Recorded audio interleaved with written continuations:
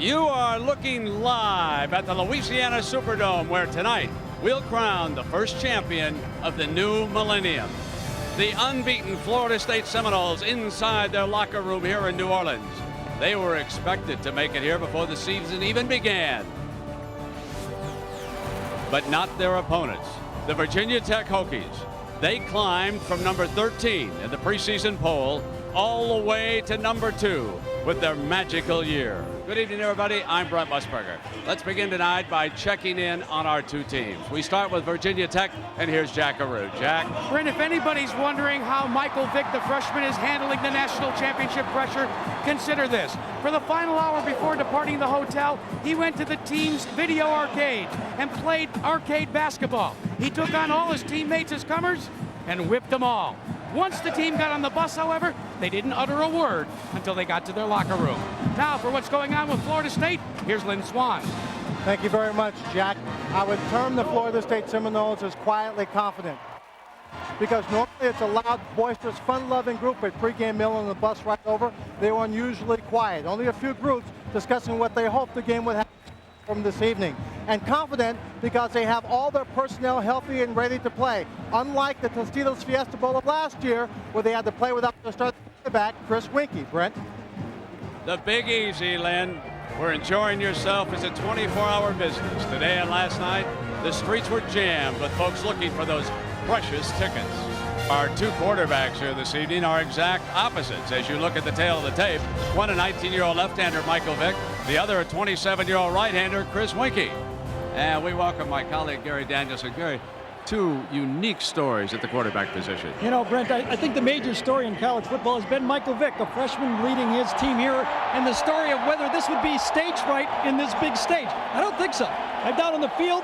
He recognized me, gave me that big wink. He is ready to play. Brent, if you talk to the coaches, he's really, for the new decade, the holy grail of what coaches are looking for.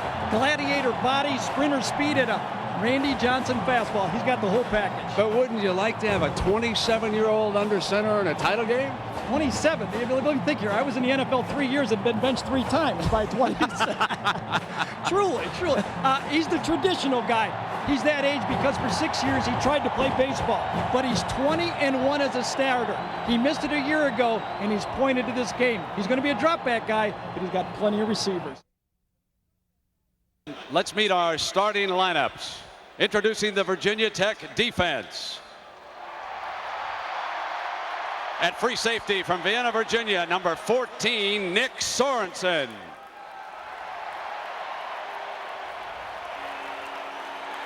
At rover from Mays Landing, New Jersey, number 16, Corey Bird. At cornerback from Orlando, Florida, number 3, Ike Charlton. At cornerback from Clewiston, Florida, number 9, Anthony Midget. And outside linebacker from Bel Air, Ohio, number 40, Ben Taylor. And inside linebacker from Blackstone, Virginia, number 43, Michael Hawks. And inside linebacker from Columbia, South Carolina, number 46, Jamel Smith. At defensive end from Springfield, Virginia, number 96, John Engelberger.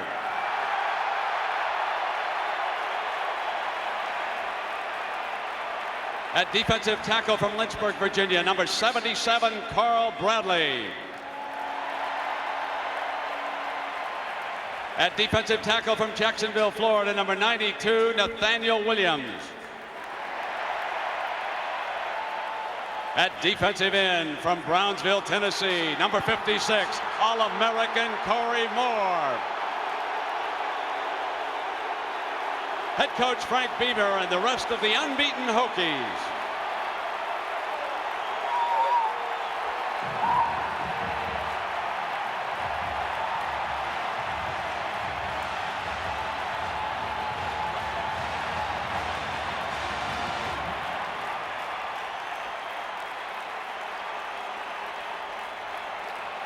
Introducing the Florida State offense. At guard from Panama City, Florida, number 68, All-American Jason Whitaker. At center from Miami, number 57, Eric Thomas. At tackle from Monticello, Florida, number 60, Tarlos Thomas. At guard from Eustis, Florida, number 64, Justin Amon. At tackle from Kissimmee, Florida, number 72, Brett Williams. At tight end from Augusta, Georgia, number 85, Ryan Sprague. At tailback from Baton Rouge, Louisiana, number 23, Travis Minor. At fullback from Bethlehem, Pennsylvania, number 10, Dan Kendra. At quarterback from St. Paul, Minnesota, number 16, Chris Winkie. At split end from Tallahassee, number 80, Ron Dugans. At split end from Bradenton, Florida, number 9, All-American Peter Warwick. Head coach Bobby Bowden and the rest of the unbeaten Seminoles.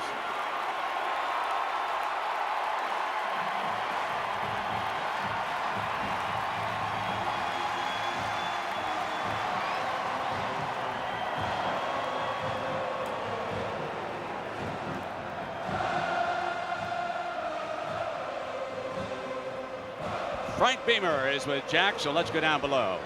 Well, Brent, starting wideout, Ricky Hall suffered a broken foot earlier in the week. Coach, he didn't come out and warm up. What's going to be his status? Well, we think he can play. We're going to find out here in a few minutes. Now, what's more important, to have him as a wideout or to return punts? He's so deadly. Well, both. I think we need to try him, though, at wideout first.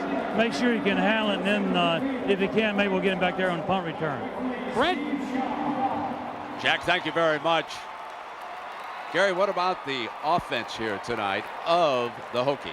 Well, if you look at Virginia Tech, they are really the offense. If Florida State had to pick someone not to play, they would not pick Virginia Tech because it's very similar to Georgia Tech. Remember, Joe Hamilton with his option and mobile quarterback put up 35 points. Michael Vick, if he does it right, is capable of doing that.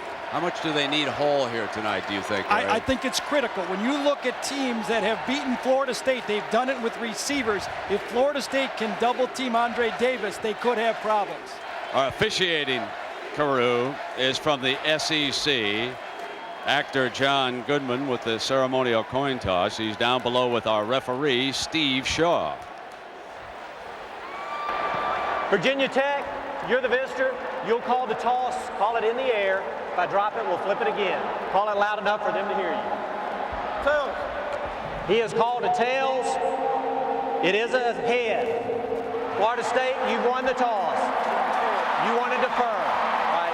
They're going to defer. It is your choice. You may receive. Virginia Tech will receive. Which goal would you like to defend? All right, turn your backs over here. Virginia Tech over there. Florida State has won the toss and will defer. Virginia Tech will receive. So now Lynn Swan is with Bobby Bowden, so let's go down below to Lynn. Thank you, Brent. Coach, question I have is, in this ball game with Chris Winkie leading your team, do you play it close to the vest early, or do you open it up early? No, we'll open it up. To win the ball game, we're going to try to do what we do the best, Lynn.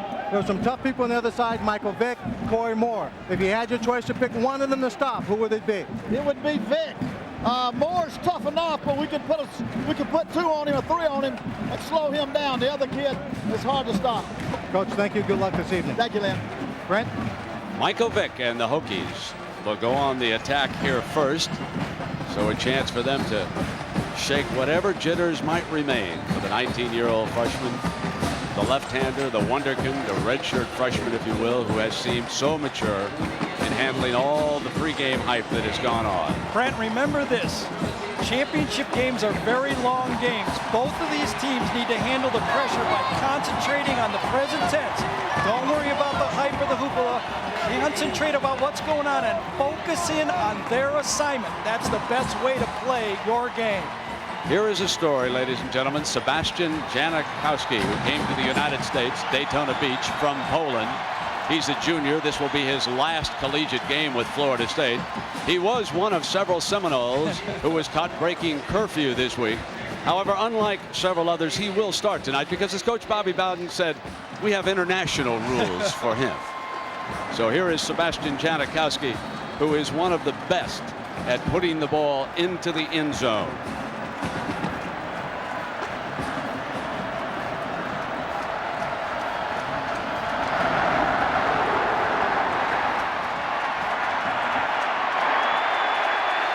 Another knee. 68% of his kickoffs into the end zone. And now Michael Vick, and we asked Michael, what do you need to do early? I just want to go out there and move the ball on our first drive. You know, even if we move the ball a couple of yards and, you know, get 2 or 3 first downs, we have to punt. You know, that's all right with me. I think we just have to come out there and make a statement, let them know that they're not going to push us around.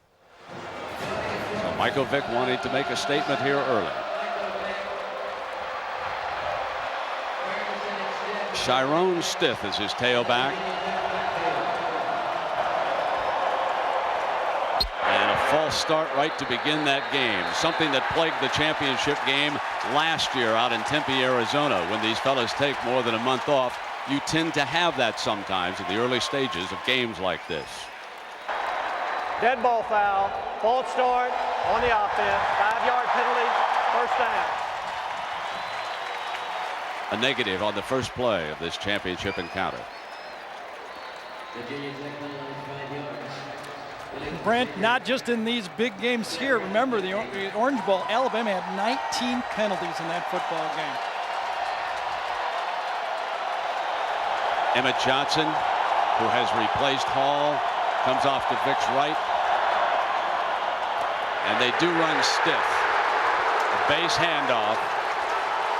And let's meet the Nokia starting lineup for Virginia Tech. Their offensive line, average height 6'4", 289 pounds. They will be called upon to pick up blitzes here tonight.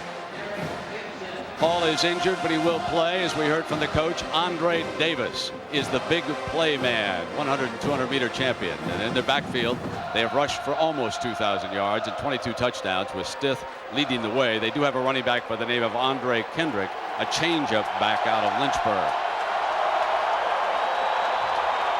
The straight I formation. Vick escapes. Free. All the way to the 39-yard line before Derek Gibson tackles him. A 25-yard gain. Gone are the Butterflies.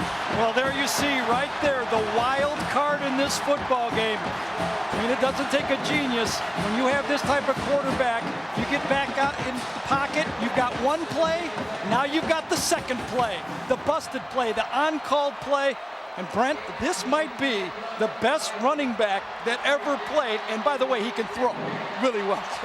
The best running back at quarterback, right? You're right. I mean, this guy runs like a running back and throws like a quarterback. Folks, he could well be the best running back on the field here tonight. He might be. From the shotgun for the first time. And again, trying to escape that pressure. Dances back the other way. Quick, strong, powerful, heading for the first down marker. A look at this defense that now knows it has its hands full here tonight. Reynolds, with that speed, is going to have to catch someone who's faster than he is, and that's Michael Vick. The linebackers are led by Tommy Pulley, a junior from Baltimore, with 109 tackles. The secondary was juggled here tonight because Thomas is healthy, Hope is healthy, and that's why they put them out there. So far, Virginia Tech hasn't blocked anybody. No one's got open. They haven't gained a yard on the called play, and Michael Vick has driven the ball past midfield. And our first substitution defensively, Sean Key, number 18, checks in at free safety. So it'll be second down and that much for Frank Beamer's Hokies. Here's our senior from Miami, 6'1", 190. He runs the 40 in 4.32. One of the faster Knowles in that backfield. Offensive coordinator Ricky Bussell has been at Virginia Tech except for 1 year since 1987, the year Frank took over the program. The Michael Vick-led Hokies near midfield. And the Noles haven't been able to catch the young quarterback yet. Davis in motion to see what they're going to do. Durden went with him. There's an option look, and Stith on a toss, bolts free. Stith swings inside the 30. Down at the 26-yard line, Brian Allen, but it's 26 more yards and a very impressive opening drive. You're seeing the Georgia Tech game plan right here. Spread them out, use the play-action pass, use the quarterback, and now the sprint option. But look at this cutback. Stith is a big load, and he runs at tacklers. He doesn't try to dance around. He's the real deal, and matched up with Vick, he is a tough load for this Florida State team to handle. You look at the option going to the wide side of the field. There's the pressure, there's the pitch, and look at that cutback. Perfect. Number 56, Roland Seymour checks in at defensive end. One of those who broke curfew who didn't start. So this is his first play.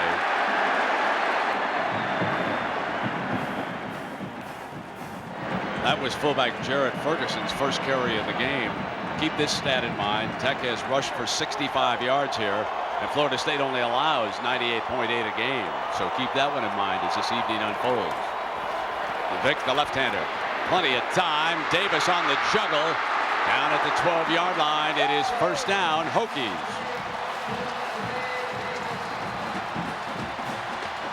I told you, no stage fright for this guy. Crossing route, the tight end is going to come this way. Davis is coming the other way. Watch the big guy cross.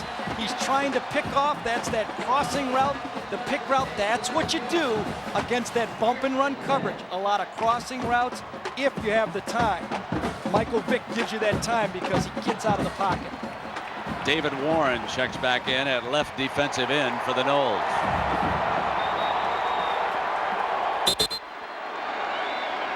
And a whistle prior to the snap.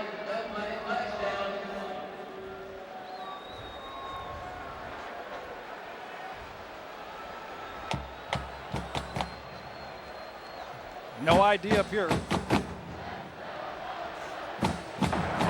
Please reset the 25-second clock to 25 seconds. There was no flag.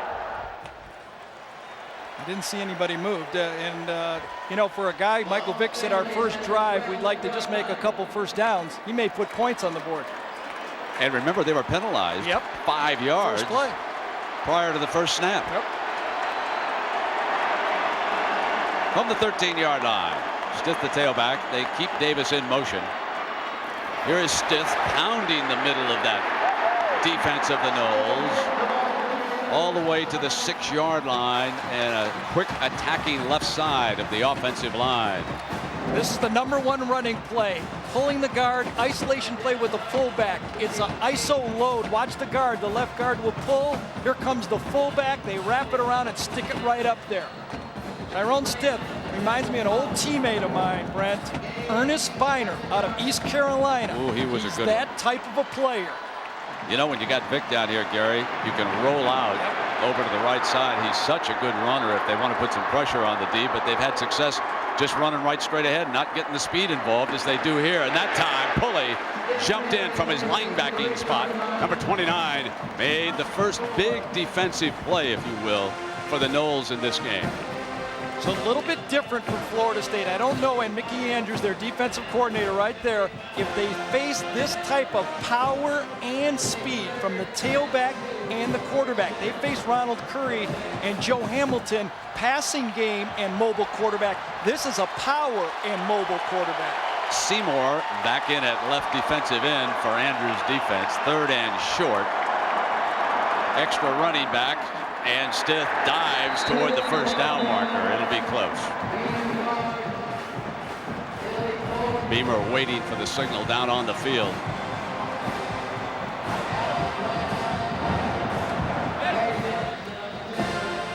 And the chains will come out.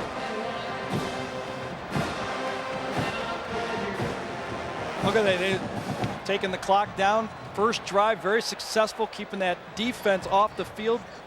Over 5 minutes already. That much for the first down on 4th down. Well, first decision. I think Beamer's thinking about it. I think he sends a message to his team and goes for it. There is absolutely no indication that he even thought of Shane Graham on that sideline. Andrews sets his defense, and here we go. Vick, Ferguson, Kendrick, and Stith in the backfield. Why not a quarterback sneak with the size of that He guy? might try to pull him off with his count. Doesn't. Hits him fast. Kept the ball. Nothing doing. Fumble. End zone. Florida State covers it. Florida State recovers the 4th down fumble in the end zone. It was Corey Simon, the All-American nose guard, number 53 from Pompano Beach, Florida. Messed up play, obviously. Looked like they were going to try to run the option, and the ball was kicked right at the end. Watch. It looked like Vick turned the wrong way, and then the ball is kicked back into the end zone. Michael Vick turned the wrong way on the option. Look at that. There's the strip at the end of the play. It was Gibson that stripped the ball, and then watch the kick by Gibson. Didn't try to do it, but it went into the end zone. The first big break goes Florida State's way, and we're scoreless. What's that old chestnut about big players and big games? Corey Simon, who led the defensive lineman with 84 tackles, including 4 sacks and 21 TFLs, has just made the first big play of this championship game. Now 27-year-old Chris Winkie, his chance for that ring that he could not compete for last year. And it is the handoff to Travis Minor out to the 25-yard line. How much does it mean to Chris Winkie, and how satisfying is it, we asked him, to have this opportunity here tonight to play? I told myself that I was going to rehab for 8 months, or however long it took me, to come back for this opportunity to play for a national championship. I've got that opportunity today, you know, I don't want to leave that ring in New Orleans. I don't want to give it to anybody else. And he completes his first pass.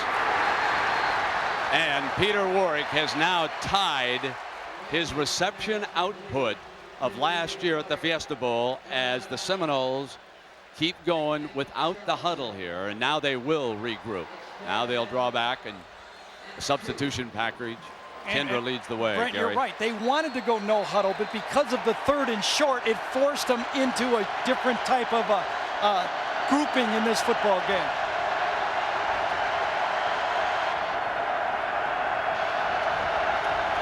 Here's Peter Warwick and what he has done in big games, and already he's come up with that one fake toss, and Winkie rolling in Warwick's direction. He's got him one-on-one. Can he get him off into the middle of the field? Warwick goes up. Got it. Fumble. No. Incomplete. Peter Warwick let one get away in the early going. Both teams on short yardage plays tried to go for the big play. One-on-one, hey, this is the matchup. You're All-American against Charlton, the guy that did, the guy that did all of the talking in this football game to start with. The ball's up. You would expect your All-American receiver to make that catch. Good hit at the end of it by Anthony Midget, but Ike that Charlton, went for everything. Gary, excuse me, but Ike Charlton standing back deep with Hall being injured, and the punter Keith Cottrell is a good one. These two have met before in high school. It's a low punt. High bounce. Couldn't escape the headhunter. Down at the 30-yard line. A 44-yard punt, a 2-yard return, and a hit by Malcolm Tatum. From behind the Virginia Tech bench, Coach Foster, the defensive coordinator, talking to his troops over there on the sideline as Michael Vick and the offense get ready for their second series. And remember, the first time they drove 10 plays, 73 yards, 9 of them were running plays. You got to believe they've got to get 88 into this attack soon. And Vick rolls hard, left-handed, incomplete. They tried to hit Davis. 2nd down and 10. A defense with the lock and load. Look at, here's the lock down here. Two guys, man-to-man, all over the field, load up at the top. A late pitch, stiff. Driven out of bounds that time is Sean Key, number 18, the senior from Miami, puts a pad to him. The option play will simplify the Florida State defense. Remember Ralph Friedgen, great coach of the year, Ricky Bussell, Ralph Friedgen, they know each other. They've talked to each other on the phone. 35 points. How'd you do it, Ralph? You were the coach of the year. Spread them out, run the option, and then it'll simplify. That's what Frank Beamer told Ricky Bussell, and Ricky Bussell is getting into this game now. Terrell Parham, number 86, one of the wideouts for Virginia Tech on third down.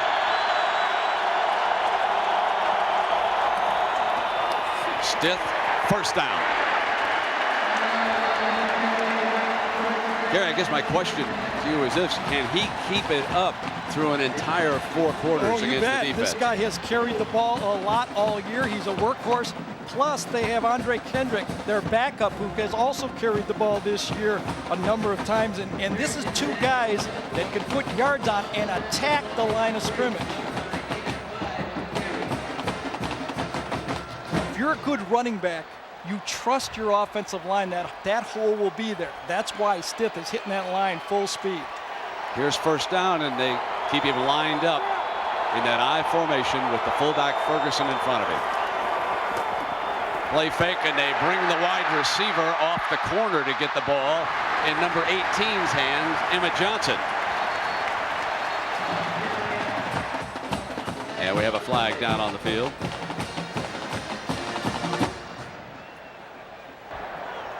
Five-yard face mask on the defense. 5 yards from the end of the run. First down. We spotted on a previous play Michael Vick. Yeah, Brian Allen right there. Get off me, and I think that was Michael Vick. Bring it on. Nope, that wasn't Michael Vick. That was Brian Allen. Got a little hit on Jarrett Ferguson, number 27. And Ferguson, the hard-hitting lead fullback, has probably been banging into those linebackers pretty good the way this running game is working. Stith has rushed for 46 yards. It's trapped on the end around, tries to dance free. When he turned to hand the ball off, he almost put it in a Seminole's belly. Well, that's how the game started. And you can see Virginia Tech knew it was going to be that way, and that's why this game plan has been so open. We've seen bootlegs, we've seen options, we've seen reverses. They know that if you come against this Florida State defense with a one-pitch offense, just a fastball, they'll eat you up. Tommy Pulley again coming hard for the Knoll defense. From the gun. Trying to dance, and he won't, because number 44, Bradley Jennings, the sophomore from Miami, is too fast and won't let him out.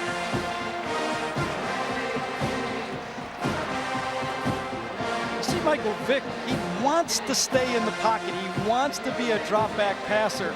Because of that, Pete Bussell, the coordinator, is going to have to force him to get out of the pocket with calls. You've got a defense that tries to keep him in there. You've got a quarterback that wants to prove he's a drop-back passer.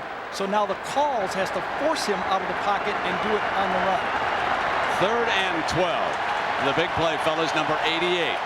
They have to find a way to get it into the speedster's hands. He's off to the top of your screen, left side of the formation. Penalty flag on the play. And Vick dances free. Battling for the first down spot. But there is a flag.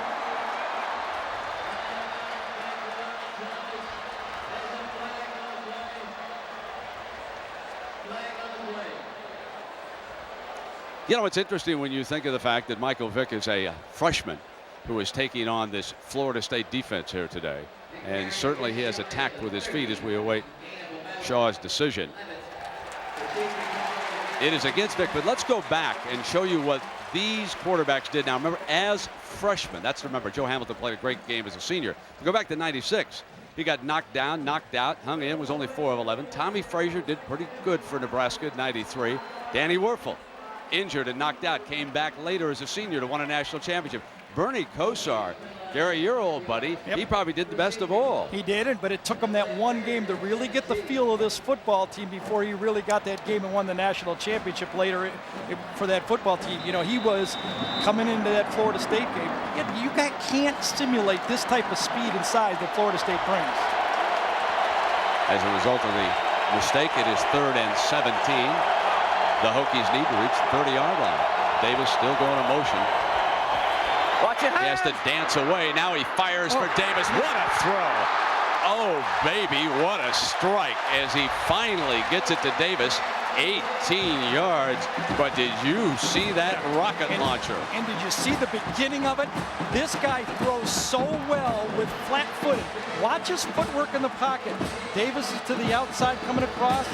Watch him dive, get it out of the way, and throw it. Doesn't even step. He is so good at getting rid of that ball without stepping. In fact, Brent, I think he's a little more accurate and a little more effective when he doesn't step into his throws. He just throws them flat-footed. The first appearance by number 82, Ricky Hall. He's off to the left side of the formation. He broke a bone in his foot. His first snap of the game, Stith taken on aggressively at the line of scrimmage. Tommy Pulley again, the junior from Baltimore, and he's been all over that line of scrimmage.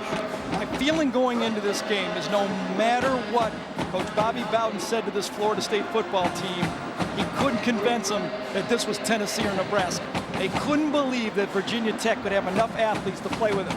Believe me now, they believe this team can compete with them. Frank brings Hall back over to the sideline. Davis is out to the left. Johnson's down to the right.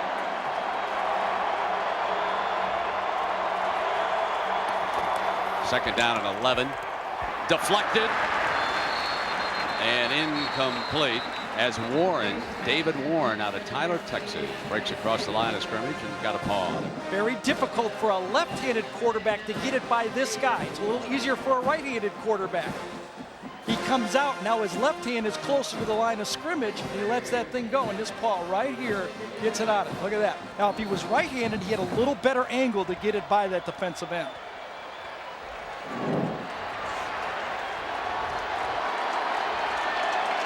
Third and 11.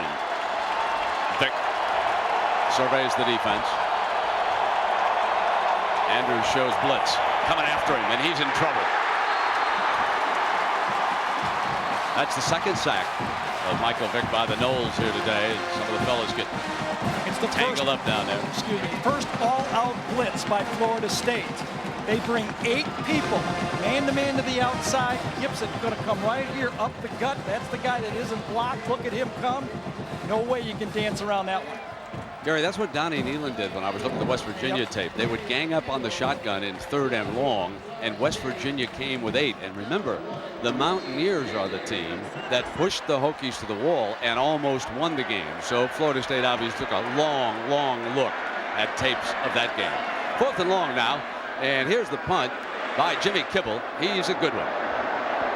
Look at that, but right off the body of a Hokie, touchback. A 38-yard punt. They are marking it down right there, the officials. This is a touchback. And now the signal that it's coming back out to the 20. Inside the Louisiana Superdome, we get Chris Winkie and the Noles with their second series. Jeff Chaney was very effective against Florida and is a little bit better receiver than Travis Minor. Checks in, and Winkie walks right up to the line to identify where the defenders are standing. And that's the experience of Chris Winkie. Recognizing what he was looking at, the blocking is called, and Winkie's pass is incomplete.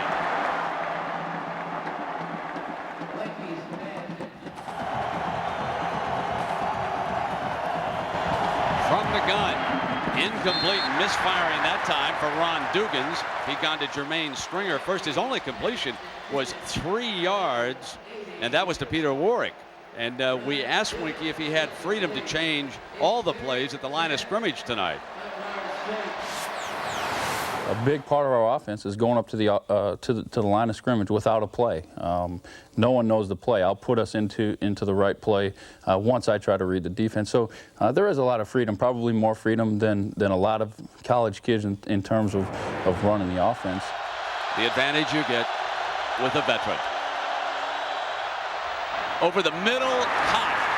At the 35-yard line, he comes back to Dugans for the first down, a 15-yard gain. There's the calmness, Gary, of Winky, too, after misfiring on the previous pass. And you have to do that. If you're a passing team, you can't lose confidence in your passing game or your receivers. It's just the first quarter to this game. Just keep going out. That's where that baseball mentality for Chris Winky comes through.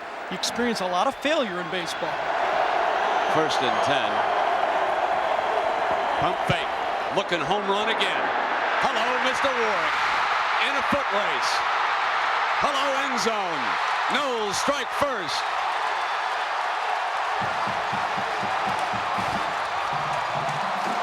"64 yards. Winky to Warwick.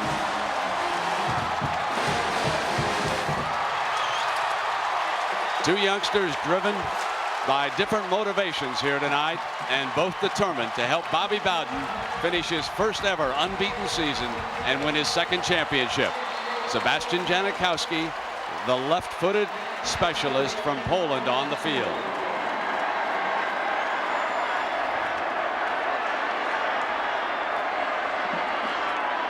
And the king of Bourbon Street makes it 7-0.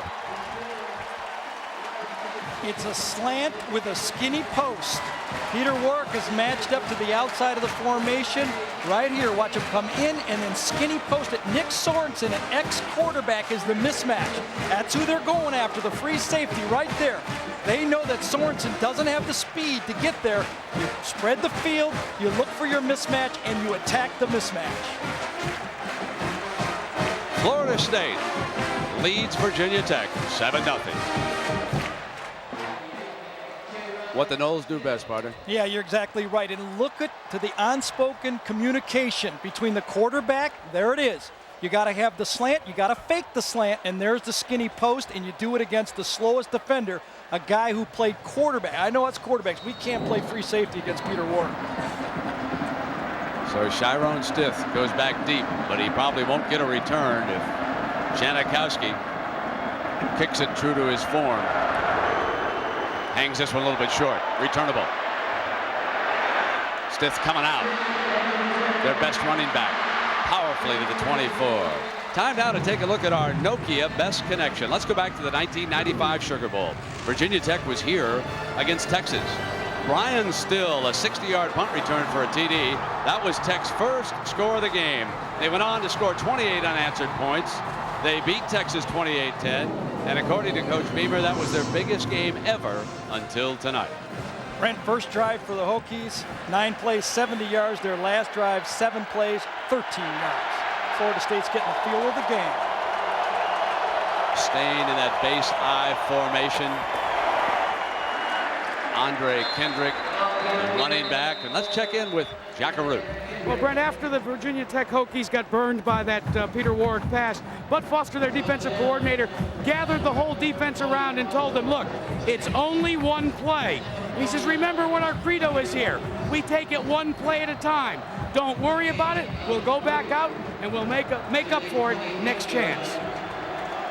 Bud Foster, outstanding defensive coordinator, ladies and gentlemen. He has done a great job. Steve Spurrier wanted him down in Gainesville, but he was so loyal. There's a missed snap. Vick running for his life, going in the wrong direction, and that's probably intentional grounding for sure. I did not see an eligible receiver, and now the referee throws the flag, and the Hokies will be penalized. See, Michael Vick, he's holding his left wrist after he threw that football, too. That's why you got to be a gladiator. On the offense. That was will be enforced at the spot of the foul. Loss of down, 3rd down. That was Jamal Reynolds. He's the fastest of the defensive linemen, number 58 for Florida State. Folks, as a defensive lineman, he runs a 4.43 40. He's a junior from Aiken, South Carolina. Don't know what happened, but Michael Vick was not at all prepared for that snap. Sometimes the center calls the snap, but the quarterback has to let the center know that he's ready for the snap. Gary, that was a loss of 20 yards. And not only that, Brent, you got to look at this left wrist for Michael Vick. Cullen Hawkins, the fullback. There's the pitch to Kendrick, and he is swarmed all over by the Knowles defense. You know, I agree with Jack. It was just the offense. Penalty is declined. 4th down. Yeah, more and more penalties for Virginia Tech. You know, I agree with Jack. It was just one play, but it was quite a play, though. And when you get bombed like that, and it kind of takes apart your game plan, everything you've been working for to stay deep and not let Michael Vick do it, that could cause problems. Reggie Durden is back deep, but don't be surprised if the Knowles don't bring a little heat here on Jimmy Kibble. He's an outstanding punter, but this team can really front run. They got it. Scooped up for the touchdown. Florida State on a block punt with Jeff Chaney. Their backup running back picking up the block punt and dashing into the end zone. And now, look out.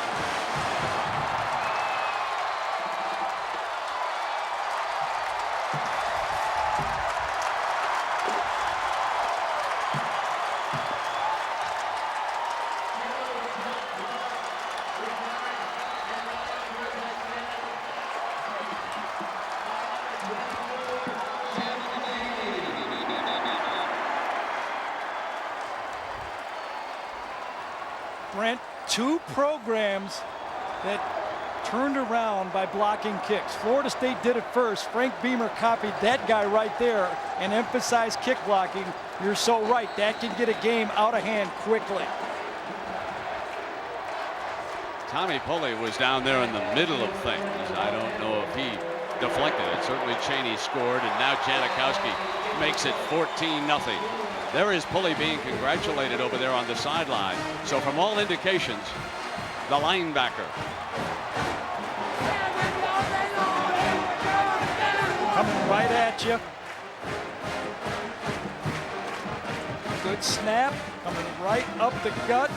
And it was Tommy Pulley. That's who got it, the linebacker.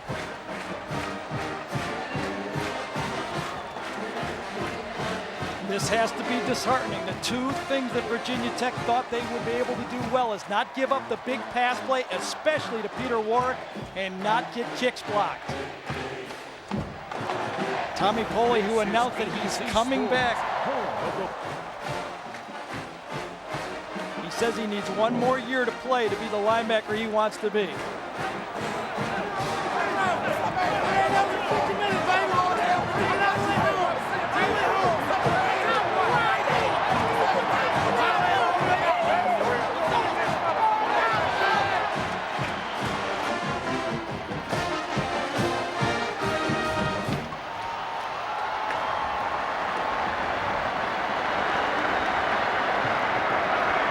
Freshman with his work cut out now.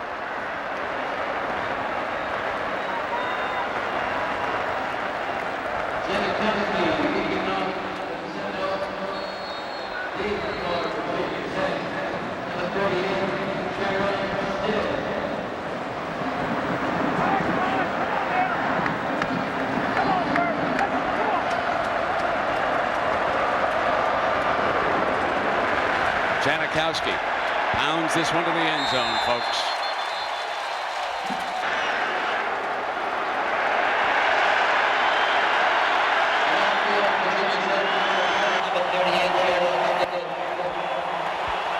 Going downfield is Vick, wants Johnson. There was contact, penalty flag. Durden pushed his hands into him, and I think they had lost contact with the football. Reggie Durden panicked right at the end of that play.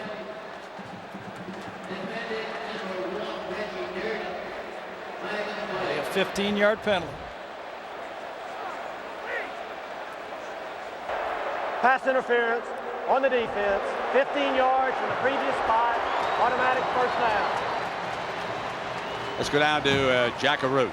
Well, Brent, remember on that last offensive series, Michael Vick was complaining with his left hand. It was right down here in the thumb area. When he came off, the trainers looked at it, and Michael Vick refused treatment. He went to the headset to be debriefed by Ricky Bussell and went back out.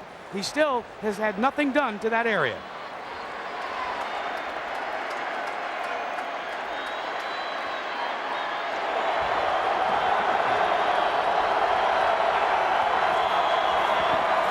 Play fake from Vick. The floater downfield, and look at Andre Davis, and he underthrew it. One of the few times I've seen him underthrow a receiver that bad. Now I am really wondering about that thumb, Gary. I've never seen him underthrow a receiver or throw a lollipop like that. Yeah, absolutely. That's two of them. The last one was not well thrown either. And Andre Davis, well, he was in the open by about 5 yards and gaining on the play. Maybe he didn't want Michael Vick, anybody to look at it because he knew something was wrong with it. Remember the graphic we showed everybody on what happens when freshman quarterbacks play this defense. Call our friend Joe Hamilton up there at Georgia Tech and ask him. Call Danny Werfel right here in New Orleans. In fact, he might even be at this game here tonight, come to think of it. 2nd down and 10. It's a tough night. Now stiff, hard-hitting running back. In trouble. You cannot cut back against this defense. There's another penalty flag down. Sean Key makes the stop, but there is more yellow.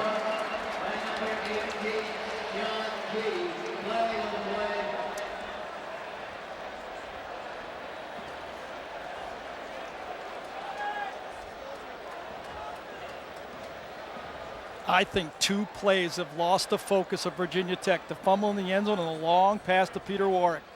Virginia Tech has lost focus. 5-yard face mask on the defense. 5-yard penalty from the previous spot. We'll repeat 2nd down. Oh, well, let's throw in a 3rd one. The block punt for a touchdown. Oh, yeah. That's a killer. That's when you lose focus. You got to block at least from inside out and make that block come from the outside.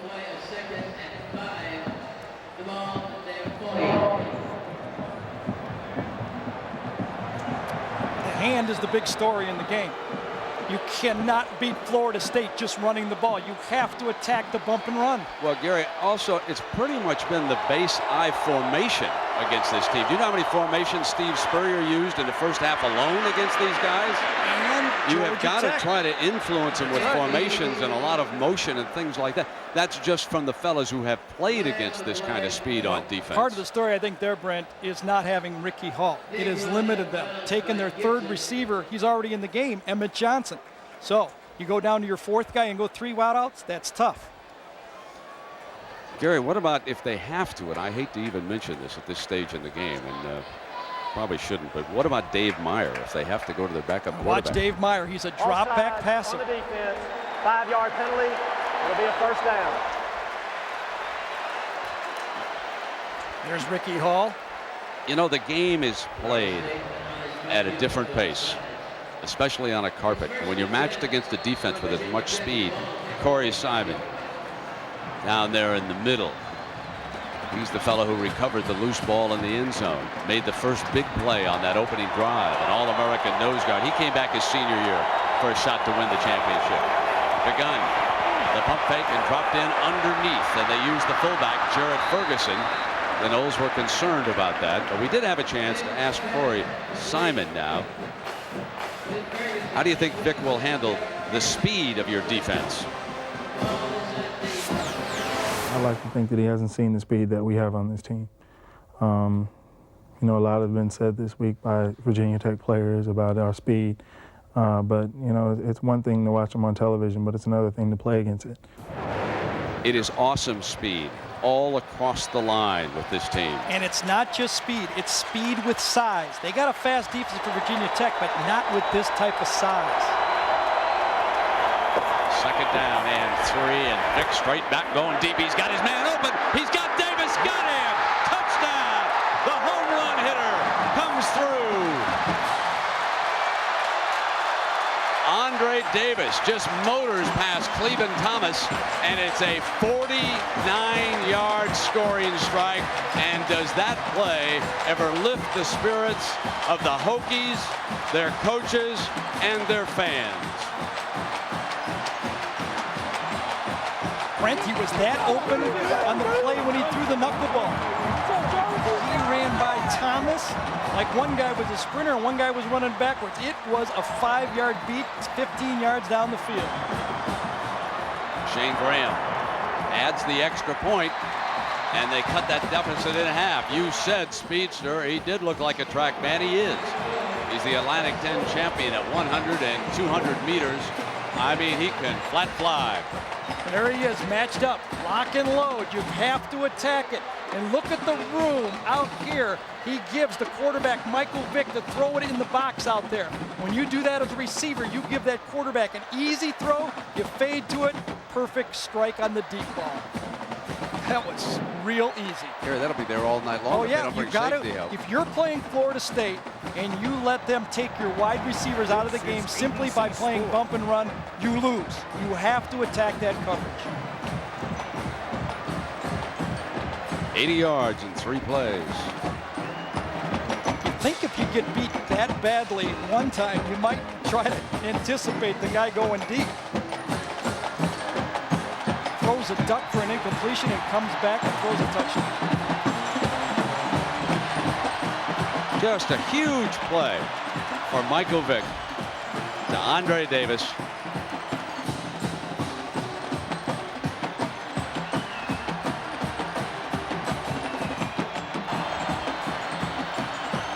Kibble, their punter, handles the kickoff duties.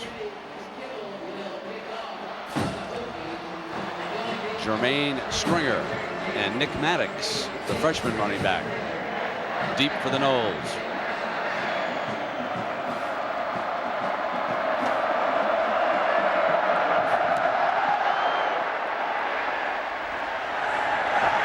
And Kibble responds to Janikowski's challenge. It'll come out on the 20-yard line.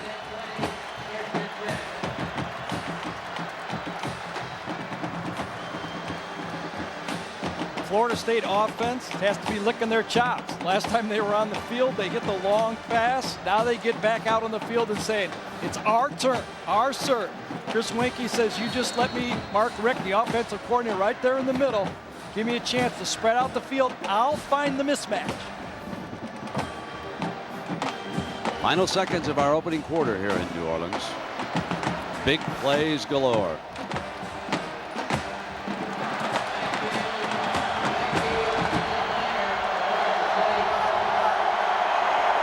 Winkie. A one-hopper. Let's go down to Lynn Swan. Lynn. Well, Brent, last year when the Florida State Seminoles played in the Fiesta Bowl, they were concerned about the long layoff. This year they had one more day in that layoff between the last game and the bowl game. They changed their routine up, and the emphasis on this year's training camp coming in the bowl game was to make sure they didn't have the rust and the timing. That pass to Warwick showed that they still have the timing. They want to keep their drives going right here, Brent. Inside handoff, but there is a penalty flag. Jamel Smith making the stop, but the flag was thrown. Travis Minor, the ball carrier. Brent, as you look at the penalty against Virginia Tech, already Bud Foster has put in the substitutes in this football game. Corey Moore went out to start this series. Darius Monroe, a backup defensive end, has come in. They thinking long term. If you're the defensive coordinator, you know you're going to need Corey Moore to rush in the fourth quarter. Neutral zone, 5-yard penalty, second down. They are outstanding with the cadence count at Florida State. And they will mix it up in this football game because they're going to use the silent count. They will come up occasionally against that defense for Tech and have no call. They'll fake the snap count a few times and try to see what Virginia Tech is doing, then call an audible, and then snap the ball. Moore with only one tackle in the opening quarter, so the Noles are doing an outstanding job against Corey. Tackle pushes him outside. They run up. They use his speed to their advantage. They design the play to bring him upfield. Then they slide in underneath. Hawks makes the stop. The first quarter comes to an end. We had 3 touchdowns. Warwick started it. Then it was the blocked punt by Pulley. Cheney for the score. Finally, Davis responds.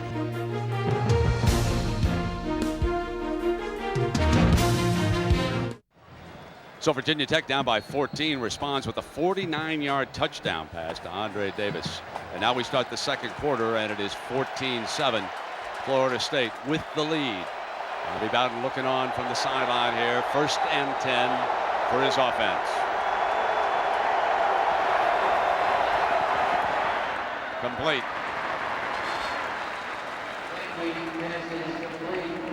Ron Dugan's making his second catch. Gary. Florida State still going with 4 wide receivers. Virginia Tech has their regular base people in there.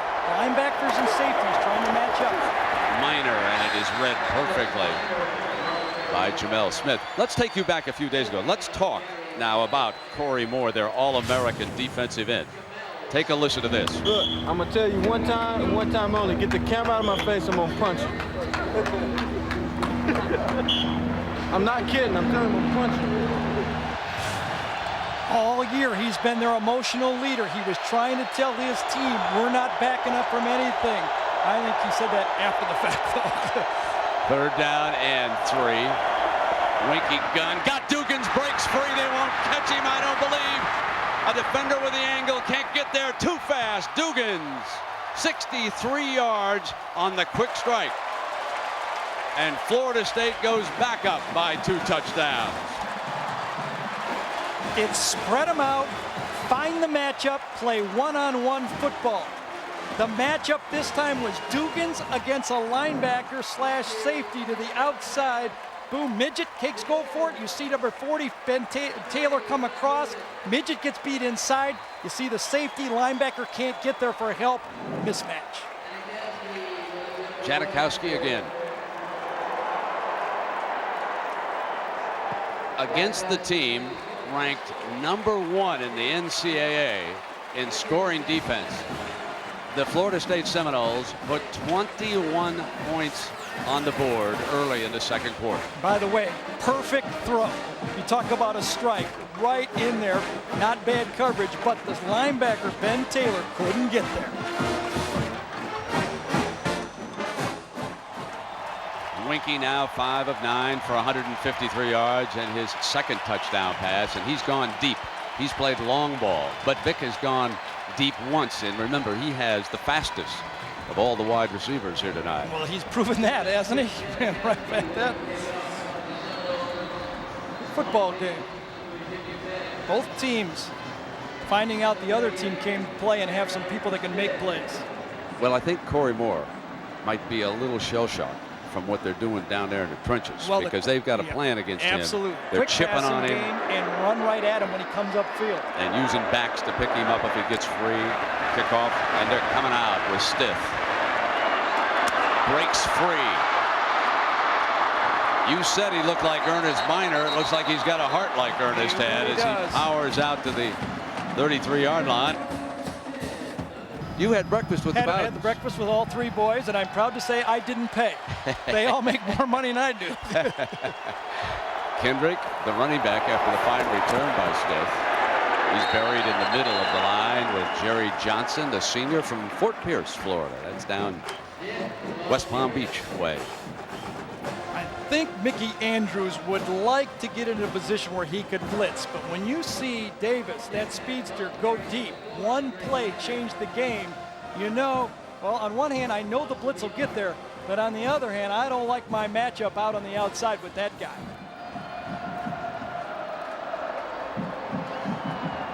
Emmett Johnson's 18. He runs a 4.42.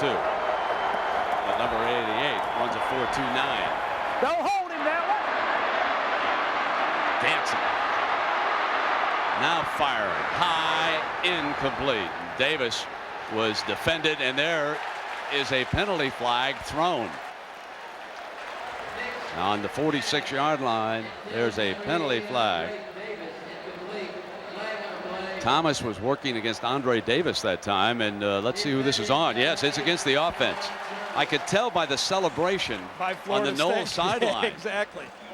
Look at quick out to the outside. You see the receiver going in motion to this side on the top. They try to run a quick out this time, go long ones. Look at the help deep. That allowed the corner to come underneath the throw. Vick had nowhere to go. Watch how this thing good. Hey, this is kind of cool. You got both guys in. I can watch this all day like this. 2 wide receivers. And then right at the end, you get the shove when the ball's in the air. Brent, I wish they looked that Gary, close together. Looking at that, it was almost like Andre was intent on pushing it. Well, once the ball didn't go, I think he's blocking downfield, thinking Vick's going to run the ball. Okay, sure. That's what that was. Exactly. That's why it looked that way. Let's go to Jackaroo. Well, Brent, Chiron Stiff, their running back for the Virginia Tech Hokies, is icing down his right knee. It's slightly sprained. They're going to try and work on it here and send him back out. But now you're playing with one less wheel at 100%. Yeah, and that is a big wheel, too, Jack. We don't have to tell anybody that. Been watching that guy. Great running 200-pound junior out of Chesapeake, Virginia. That would be just an enormous loss.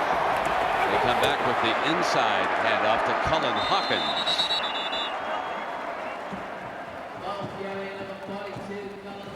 Florida State now has countered. They got their backup linebackers in the football game as Mickey Andrews says, I want to rest my guys also.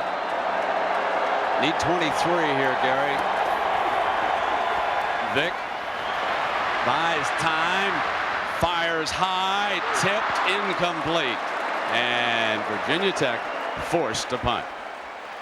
That's the play Michael Vick has to make to win this football game. Coming out of the pocket, he buys extra time. Look at these defensive ends come upfield.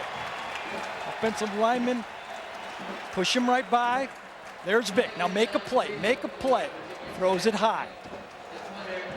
And the Noles going for the juggler. Here's Peter Warwick back to return this punt. And Pulley blocked the last punt. Cheney scooped it up and scored a touchdown. Second touchdown by the Noles. And so he rushes this one. That sometimes happens after a block punt. One hop, Warwick says, let's go. And alley, 40-yard line. In a race, won't catch him. Hello, end zone.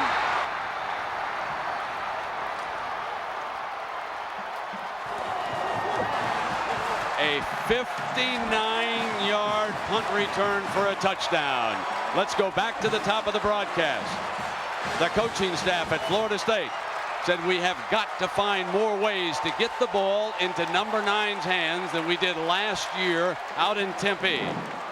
Job well done so far. Brent picks it up off the bounce. Peter Warwick's only touched the ball 2 times in this game, just like last year.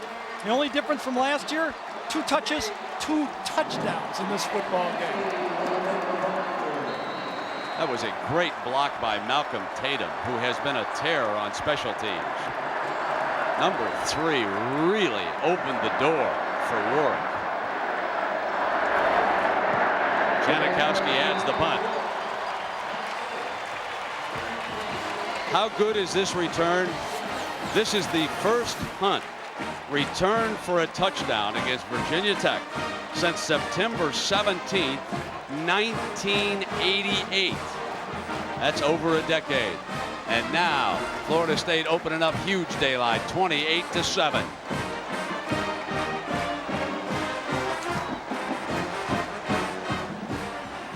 With Gary Danielson, Jack Arute, and Lynn Swan, I'm Brent Musburger. The Nokia Sugar Bowl for the national championship.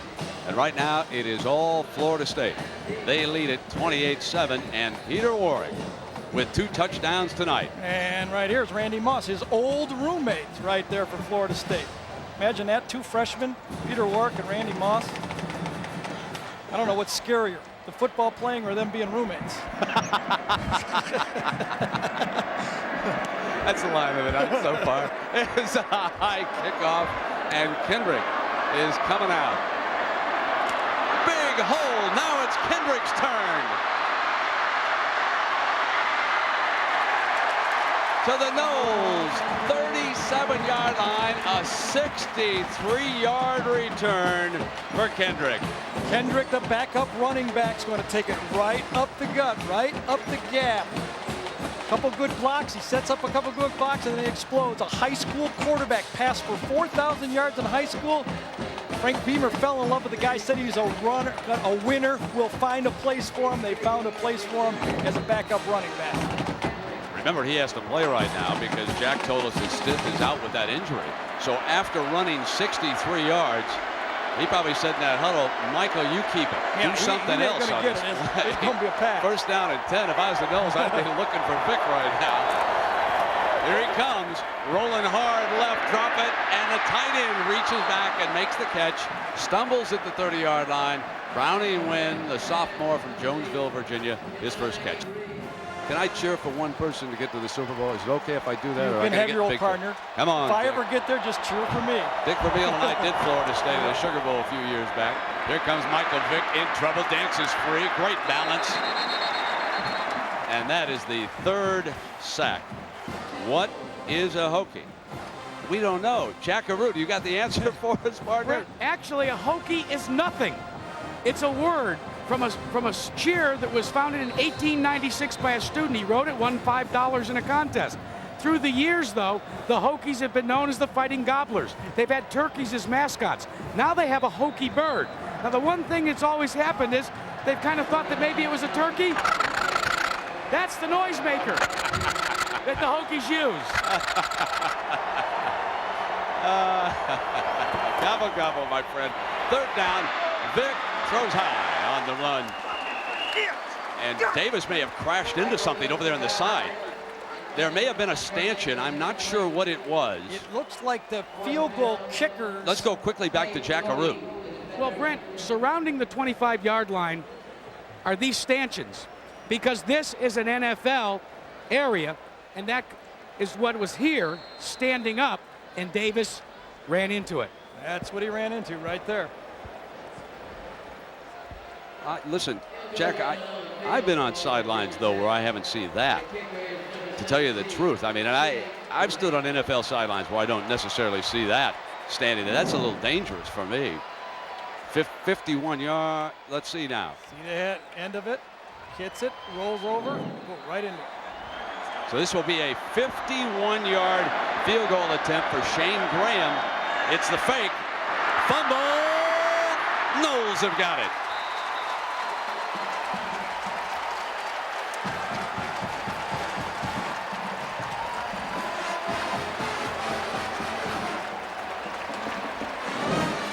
Caleb Herb is the holder, going to run the option to the outside. Ugh. Don't like that. A tight end running an option to a kicker. Against this type of speed, it better work perfectly, because if it doesn't, those guys are going to close very quickly. And indeed, they did close. Even on the pitch, it looked like, me anyway, like he was defended. So it's 28-7, and it'll be Florida State's ball next. On the sideline with head coach Bobby Bowden in this second quarter, Bobby, Virginia Tech looks shell-shocked. How do you go for the juggler? Yeah, we'll try. I don't want us sitting on the darn thing. You know, we got to go after them. You were talking about the mismatch being the wide receiver, but you've had a great game plan against Corey Moore, stopping him from pretty impressive. Yeah, we've got to. Flea flicker, got him again. Warwick. 33 yards. Talk about a confident coach. He can do an interview and run a flea flicker at the same time. Here it is, the wide receiver, Peter Warwick. Pitch it back, kind of hesitates. It's not there deep, and then smartly comes across the field. It's a read. Both Winky and Peter adjust their routes. They know each other, work together every day, and they do it properly. Winky on a pump fake, and he will go down for the first time. David Pugh made that stop at defensive tackle as you look down on the Louisiana Superdome here. Here's the problem. Safety covering a receiver, safety covering an outside receiver here. Look at that. Warwick, 3 catches for 100 yards here tonight already. The second sack, and Jamel Smith, the linebacker, brings Winky down. And I guess there's the safety belt. When you got safety on receivers, you better get to the quarterback, but it's very dangerous. If you don't get to him, you've got a wide receiver on basically a linebacker.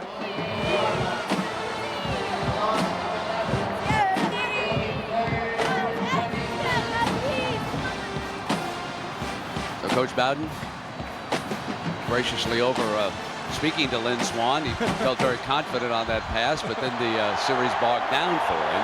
You don't suppose that was part of it, did you? And the first time out used by the Knowles here. Florida State only had 10 guys. 8:02 remaining in the second quarter, and Florida State leads it by 3 touchdowns, 28-7. This is 3rd down and about 29 yards to go for the Noles. Winky been sacked a couple times on this series. Moves the pocket, and now he'll take off well short of the 1st down. Slides now at the 43-yard line.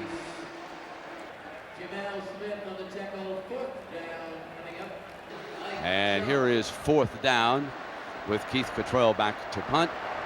And Ike Charlton, his one-time high school nemesis, back deep to return for Virginia Tech. They were coming after one, and so quickly Cottrell fires it toward the end zone, gets a great hop on it, and Tatum down there again. What a night he's having on the Florida State special teams. The press was on. Cottrell fired, got the English. Tatum did the rest. Things are not going well for Frank Beamer. You look at the statistical comparison in this football game. You see a football stop, a line drive, one stop right on the goal line, basically. And you know things aren't just breaking well for your football team as Michael Vick comes on again to try it. This is a great attacking spot against Beamer's offense for Mickey Andrews and the Noles defense.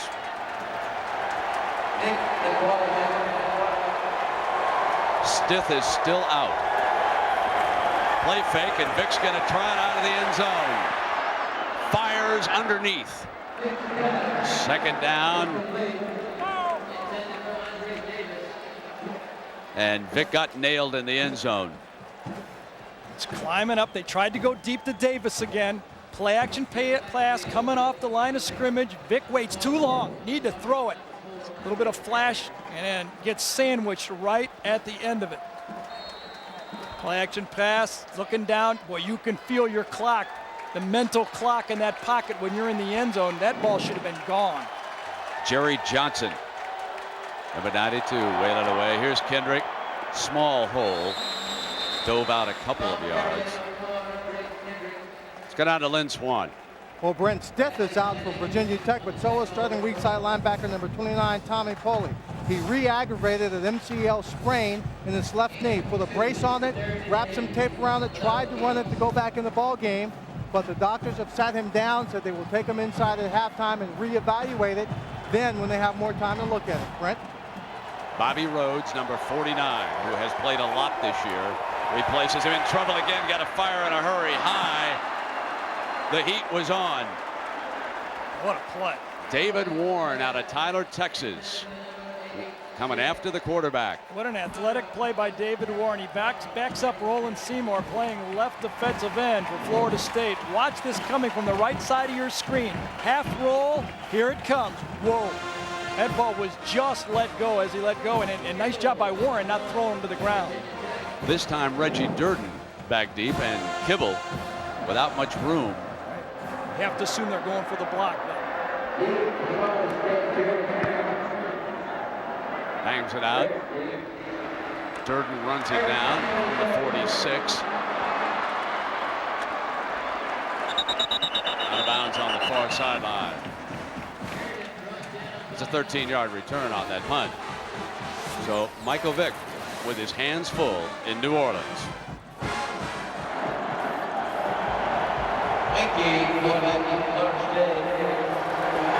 There's that minor, and it's read perfectly by the inside lineman Carl Bradley. He's a good one. 298-pound senior out of Lynchburg, Virginia. Jackaroo. Well, Brent, if Corey Moore is shell-shocked, it hasn't stopped him from trying to rally the troops. He gathered the defense on the sidelines and said this: look, we've been down before. We've been down several touchdowns before. Remember what the coaches have told us. Take it one play at a time. Then he growled, and get your butts back out there and play harder. The only way you do it. You can't stop, that's for sure. He knocked on your door and he was an agent. Would you open it? And Minor dashing, prancing, and makes it to the 32-yard line. That's just about, maybe 9 yards to go. Brent, there's so much you want to say about a football game. You know, I think another factor in this game is the turf. Two games that Virginia Tech struggled in was Pittsburgh and West Virginia. Pittsburgh threw for over 400 yards. West Virginia took them down to the last second field goal. Both of those games were on the turf. It looks to me that Florida State is a little bit quicker and a lot bigger. Third down and 9. They're rolling the pocket against the Hokie rush, and Winky going to be sacked for the 3rd time. Now, this is the one thing that the Virginia Tech defensive coaches preached all along. Keep the heat on Winky. Foster said, get to him. Start breathing on him. Start bringing him down. He'll throw high after that. Yep. And you can see the game plan. Dan Kendra, the fullback, number 10, by the way, a former quarterback on this football team. He's got the chip block on Corey Moore. Didn't get enough of a chip off him that time. You got to get more of a chip than that. The Noles are concentrating so hard on Moore that now they're turning some other folks loose in that defense, is what's happening. Moore with only 1 tackle in this game, and Carl Bradley has proven to be a monster. So here on 4th down, and again they're going to try to press it, and Cottrell with the answer. Drops one toward the goal line, and it goes across. Going to come out on the 20-yard close, wasn't it?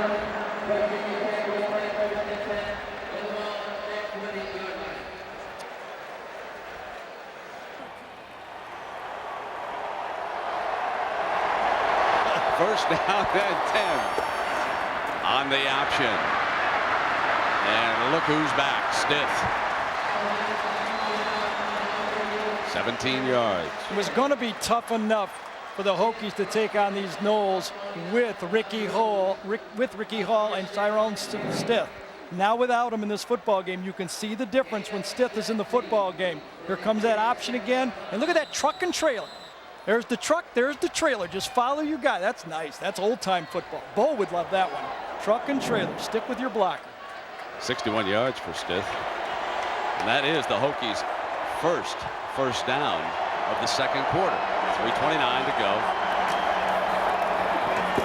Come back. Pads a poppin' in New Orleans. Jerry Johnson. The Noles told us that they were going to use 25 defensive players at least in the first half of this game. They have been on this stage before. Bobby Bowden and his staff feeling that they are by far the deeper team. And over the course of a long evening, especially with the defensive linemen, it is very important to rotate your players. Halftime tends to run long in these situations. 2nd down and 9. Penalty flag flying, a free play. The Noles were offside, and Vick makes the most of it. With the speed, he breaks free. Got an angle. Vick pushed out of bounds by Ty Cody, number 27. I've really never seen anything like it. I mean, he's not running against Temple here. He's running against Florida State, everyone. Watch this. Jumping off sides to the outside. Vick does a little spinorama right there. Now watch this cutback. All week, Florida said, State said, don't let him cut back.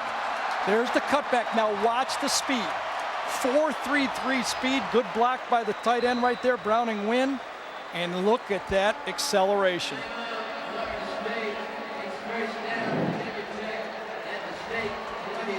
The Noles use a 2nd timeout here with 2:31 to go. Florida State leads at 28-7, but Virginia Tech is threatening. Michael Vick, the electrifying redshirt freshman quarterback, coming off a 43-yard run, trying to put a 2nd touchdown in the end zone here for the Hokies before the intermission.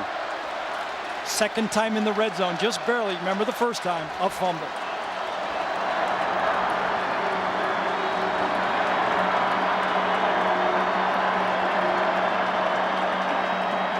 Stith. Oh, I love this guy. To the 13-yard line. He's a big-time running back. Yep, Gary. he is. I asked Ricky Bussell, the coordinator, about him, who coincidentally coached Ernest Biner at East Carolina. And I asked him, can he catch the ball? And he said, and because Ernest Biner was a great receiver for the Cleveland Browns, he said, actually, at this stage, he's a better receiver than Ernest was at the same stage in his career.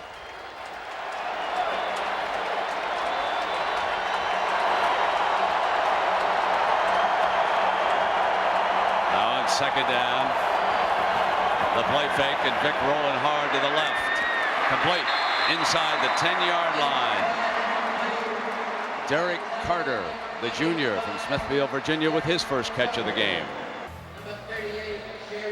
He tried it, delivered. Absolutely, absolutely. And a Warrior hits for the sideline. They faked the ball to him on this bootleg thing. Let's take a look and see if we can figure out what happened. Fake it to him. Corey Simon, yeah, that's it. Corey Simon comes inside and puts it right on. Helmet to the knee. First down and goal. Vick changing up.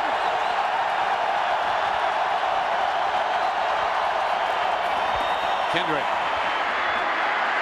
And he powers his way to about the 4-yard line before he's brought down. Strong open run by Kendrick. Derek Gibson and Jamal Reynolds in on that tackle, but Kendrick was pushing the pile a little bit there. Yes, he is. He's got to come through. He's got to be the guy right now. Frank Beamer without 2 of his stars, Stith and Ricky Hall. On top of that, it's a punt block and a punt return for touchdowns.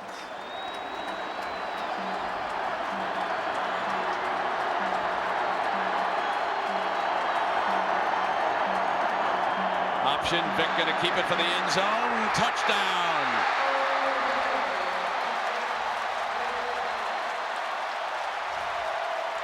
Could be a long night with Michael Vick out there.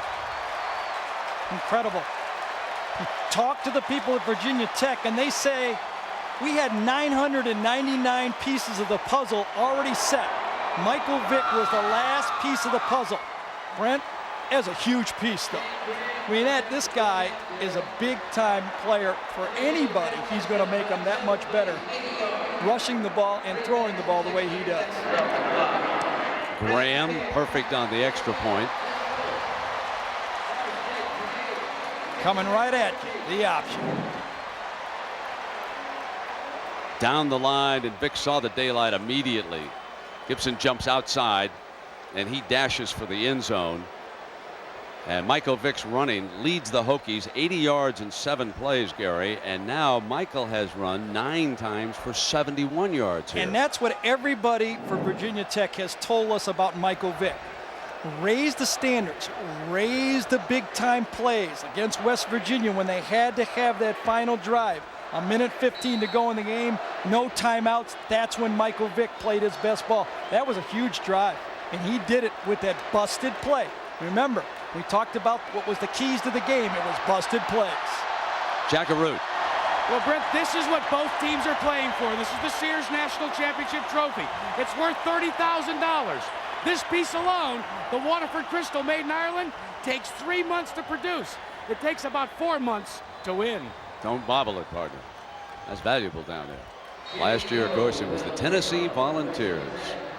Won it out in Tempe. Beat the Florida State Seminoles, who were without Chris Winkie. Suffered a serious neck injury against Virginia and missed the Noles' last 3 games. Now he's back, trying to win a national championship in New Orleans. Stringer coming out for the Noles. Upended short of the 20-yard line. For the first time all game, I think you'll see the Noles now play it conservative and go in at halftime 28-14. Your chances of running the field down with 31 seconds, only 1 timeout, not very good. If anything surprises me, or you, Gary, in the first half, it's the fact that Virginia Tech has rushed for 171 yards here in the first half. But I'll bet more than probably 3/4 of them have been on busted plays. That's how good Michael Vick is. You got it. Look at this. It's got to be the draw play. Back in the gun. Doesn't look like it. Running back's way real wide. Cheney, pretty good receiver, takes the inside handoff and slips out to keep the clock running. It'll stop on the first down. Ben Taylor after a 13-yard gain. Chris Winkie's looking to the sideline. He wants to go deep. You can just see him. He wants to throw the ball down one more time.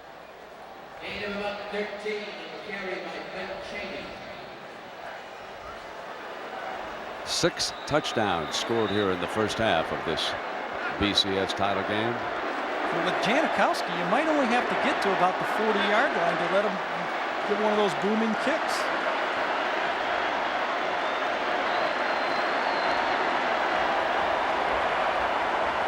bringing the clock down. They're going to let them run out. That's very smart. They're going to take their lead on into the locker room. Well, Florida State leads it 28-14, but Michael Vick showing you that he's not going away here tonight. Let's go to Lynn Swan. Well, Coach, you got a 14-point lead, but even when things are going great, I know there's something you don't like about what your team is doing. Tell us what that is. I don't like it because we had great field position down here and maybe could have put them away and did nothing. Turned around and went backwards with it. I thought that hurt bad, and we got to get the momentum back. We get the ball in the second half. We got to get a decent return and go get something done, get the momentum back. What's your message to your ball club about maintaining the intensity in the second half of this game? Not on the intensity, but to contain on Vick. How in the world do you contain that guy? I mean, that's the key. If we could contain him, we could beat him. Coach, thank you. Talk to you in the second half.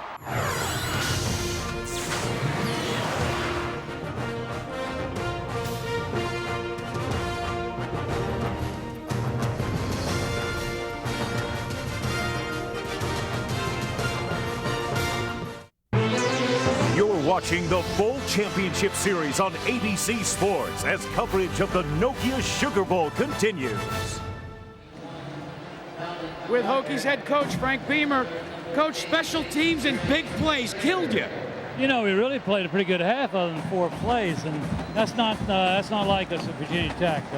Give up 2 scores in the kicking game, but they got a good kicking game too, good talent. Now, what did you tell the troops at halftime? So I believe we got this thing about where we wanted. Really, other than 4 plays, we're playing well, and we just got to nobody panics. Keep on taking 1 play at a time and see if we can get this thing done. The key, Brent, 1 play at a time. And here is the first one, a kickoff. Florida State gets the ball to start the second half, leading it by 2 touchdowns.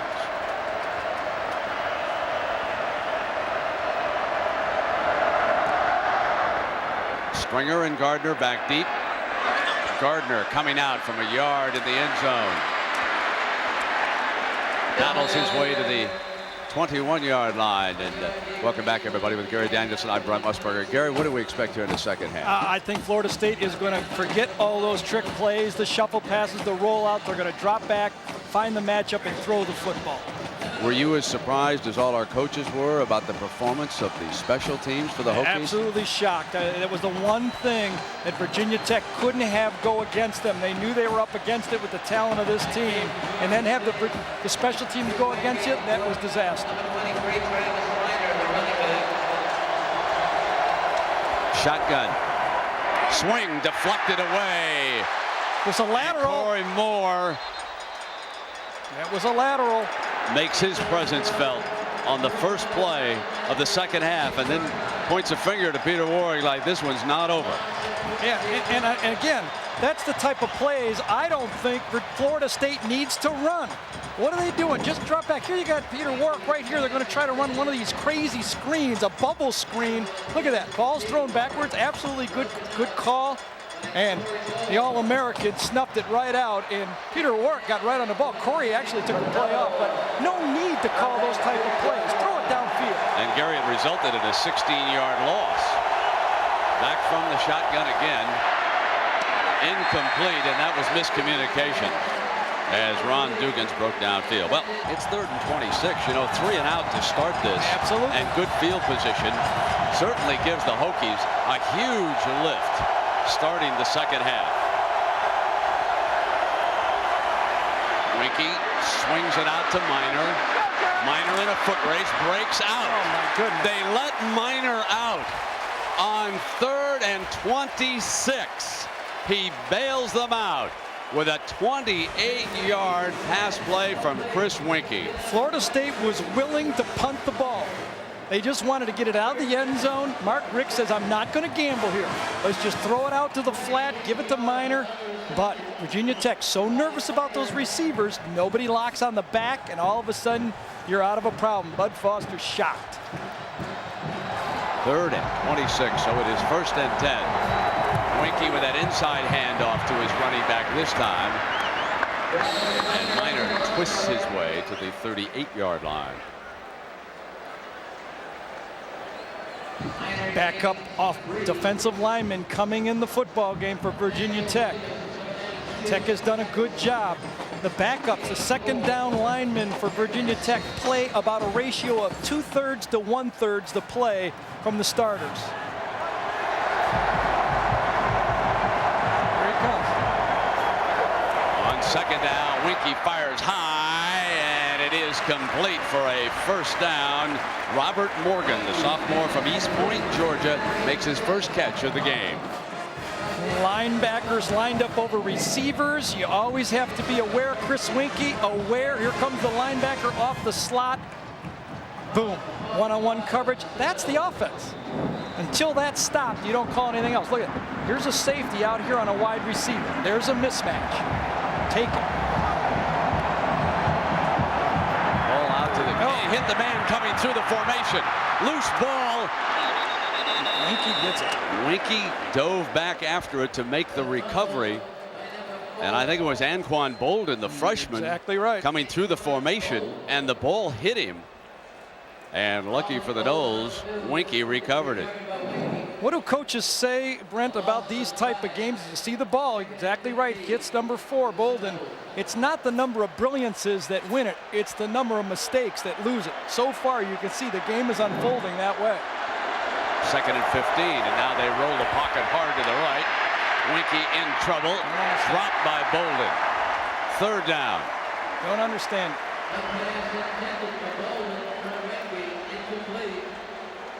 Chris Winky is not comfortable doing that. Drop back, throw an 8-yard pass. Here you come, rolling out. Here's the guy right here. He's supposed to get the end man on the line of scrimmage, pulling the offensive guard, and upfield, Cyrus puts it right into his face. Linebacker Jamel Smith, number 46, coming hard. And now they go back to a 3rd and 15. Remember, they bailed him out on 3rd and 26 a few minutes ago. This is incomplete. They will punt this time.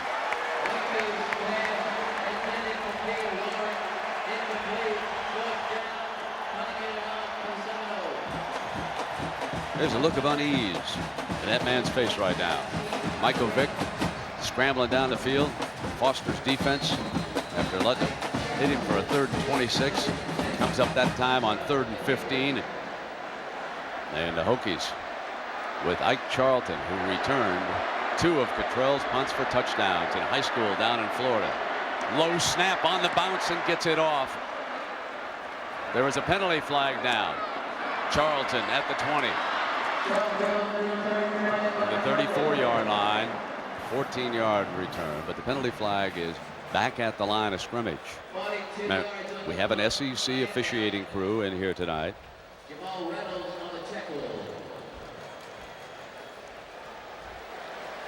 I think Virginia Tech declines this. The ball at the 33-yard line is good enough.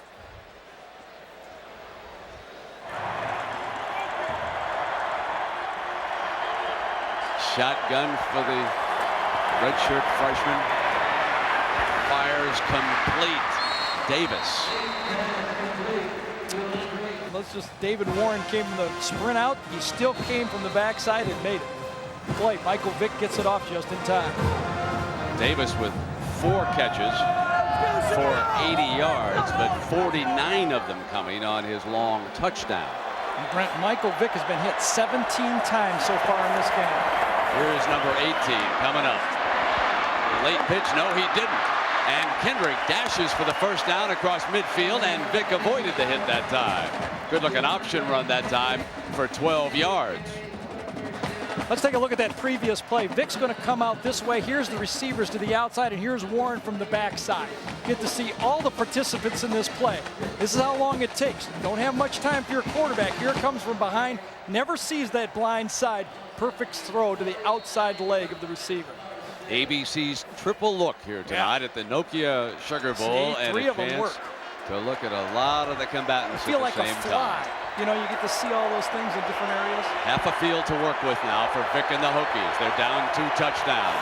Davis comes in motion. Play fake. Vick rolling hard. Needs to avoid the sack. Beats the tackler. Back to the middle. Incomplete. There was a receiver in the area. The Noles thought they had him this time. Might lose here tonight and might go on to win himself a couple of Super Bowls down the road. That's That's how talented this young man seems when you're watching. Second down and 10. Short drop, backside pressure, steps back and gets away from it. Oh, he's Houdini. He's absolutely Houdini back there in the backfield. I've never seen anybody quite like this. Listen, next Siegfried and Rory, he makes Seminoles disappear. This is a defensive end. This is a defensive end. Florida State made this defense famous for this. Watch this. You called it a Houdini. How do you do this? It's instincts. It's savvy, and it's 4.3, 220. Spins away from that guy, and now watch the speed to get outside again. He runs right by Brian Allen there, another fast linebacker. Incredible. Third down and 16.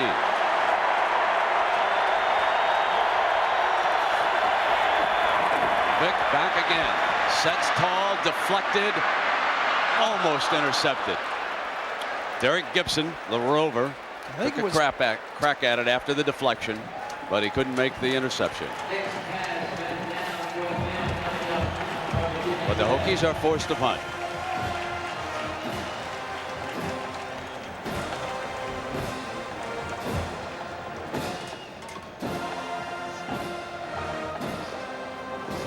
Back in the game to return another punt.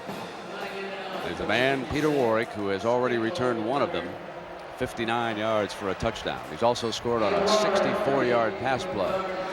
Kibble hangs one real high. No fair catch. And going nowhere either. Good punt by Kibble and fine coverage on that at the 21-yard line. Let's check in with Jack Arute. Well, Brent, Michael Vick has taken another stinger, but this time on his right hand, his non-throwing hand. The athletic trainer's working on it right now.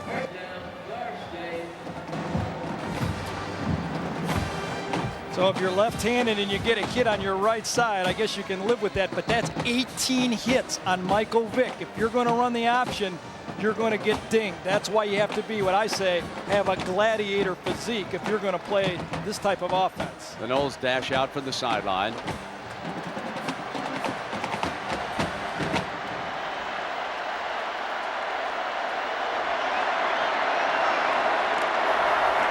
Minor. And at the 24-yard line. This the play where Vick injured his hand. Let's see if we can get a close look at it. Throws the ball. It's the last play, and as he lets it go, I really don't see. You can see it. You can see him bend over, but you really don't see the hit. You just see him react to the hit. There was one time when he came to the game earlier this year without the wristband plays, so he borrowed it from the backup quarterback who happens to be right-handed. They were exactly backwards, and he ran a touchdown out of one of the plays. This time it's Dugans from Winky, and it'll be third down. And let's check in now with Lynn Swan on Seymour's injury. Well, Brent, he has a sprained right knee, and this entire preparation for this bowl game has been difficult for Seymour. He had an injured right shoulder. He suffered a little bit from the flu coming into this ball game, and now this injury. He will not come back into the game for the Seminoles. He also missed curfew and did not start the game. Played high school right here in New Orleans. Third down and 8 for Winky and the Knowles. Danny Kendra directly behind him in that fullback spot. Here comes the blitz. And the penalty flags. I think it was the freshman that time, Brett Williams, number 72, that just had a little bit of a flinch. Dead ball. Ball start on the offense. 5-yard penalty. Third down. Jack, what's up now with Vick? Well, it's the same thing, but a further update. After the trainers talked to Michael, it seems that what happened is he literally caught his hand and his wrist, the right one, between two Florida Seminole helmets. That's what caused the slight sprain. They've taped it. He's cleared to go back in. Third and 13. Timeout called by the Seminoles. They lead it, but things have not been going their way in the second half. And Winky now facing a 3rd and 13 with Vick patiently waiting his turn over on the side and down by 2 touchdowns. He's taken a lot more hits, but here's 3rd and 13. 2 tight ends for protection. Winky looking slant, pump fakes, wants Warwick deep one-on-one, overthrew him. The Noles will punt again. Anthony Midget, Ike Charlton, the two corners. Such a big part of this football game. Man-to-man in this defense most of the time. There's Ike Charlton. Brent, I watched 2 practices at Virginia Tech. This guy's like a coach on the field in practice, telling people where to go. A very valuable football player for this football team. Look at that, returning punts now with an injury. Coach Foster and his staff have done some remarkable adjustments here defensively for the Hokies. This is the 4th punt in Florida State's last 5 possessions, and they force a low line drive. Here comes Charlton. Cuts free. The heat was there, and the Hokies with excellent field position. A 24-yard return. So here, Gary, is the field position coming up now that Michael Vick and the Hokies have been looking for. They've been hanging in this game, playing extremely well in the second half. Exactly right. And Florida State has done such a good job at the end of the season keeping teams from making first downs. Vick's going to throw back. He threw high, caught by the fullback Hawkins. Hawkins all alone down the sideline and pushed out of bounds.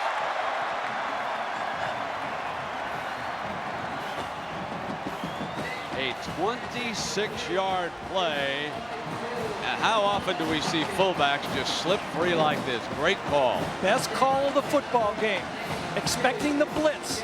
After a big punt return, ball in plus territory, the MO for Mickey Andrews is to come after you.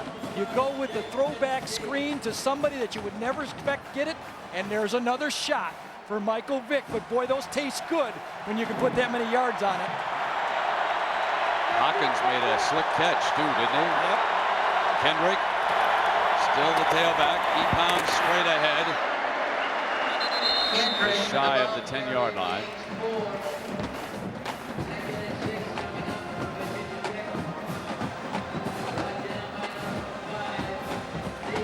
Andrews with his hands full against this redshirt freshman. And unbeaten Virginia Tech now. They just did not go away, even when they were down 28-7. Now you expect with a mobile quarterback to get him involved right here. Second and basically long.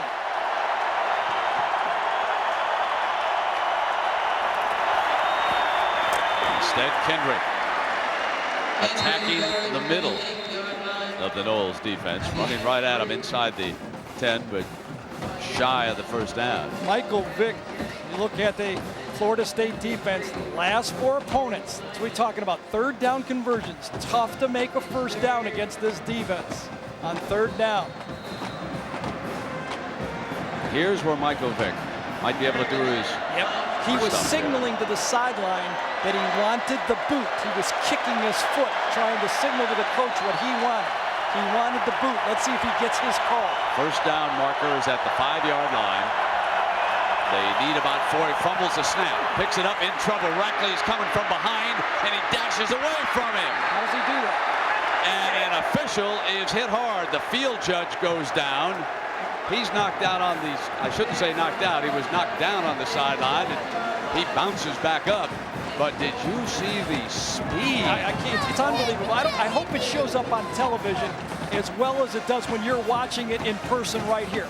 It was going to be the bootleg. Drops the snap. Now, when he picks it up, look at this guy run.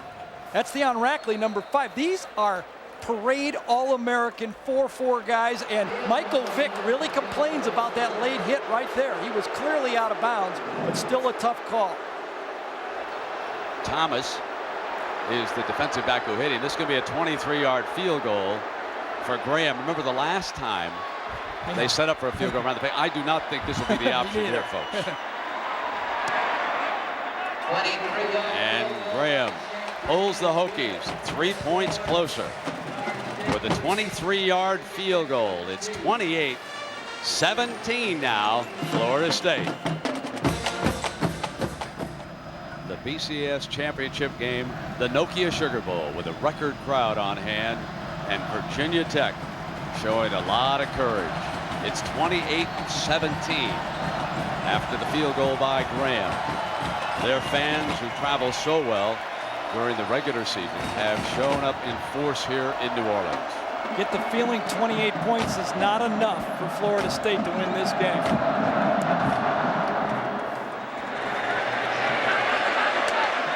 Take a knee and it'll come out. We want to go back on this scramble by Vick, and I want you to watch the field judge as he goes out of bounds on this play. Ben Oldham has the call. Thomas is going to hit him after he's out of bounds. But watch what happens now. Watch the official. He gets knocked askew. Might he have called it? Might he have called it if he was standing there? I can't answer that. Only Ben could be able to tell us. But that would have been first and goal had they called the play. Yeah, now, half the crowd thinks it was a bad call, half thinks a good call. Exactly. Gary, last 5 possessions for Florida State, 19 plays, only 46 yards. That's since they were ahead 28-7. Winky fires, incomplete. Midget. Great hit by Midget.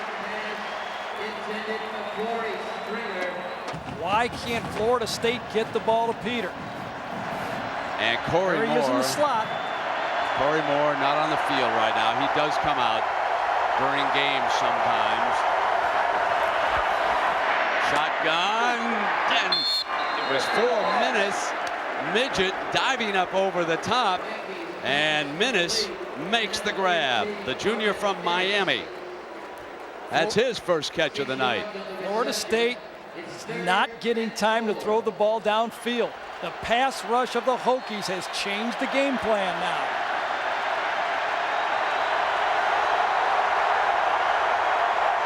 They press at the box. Winky being blitzed. Incomplete.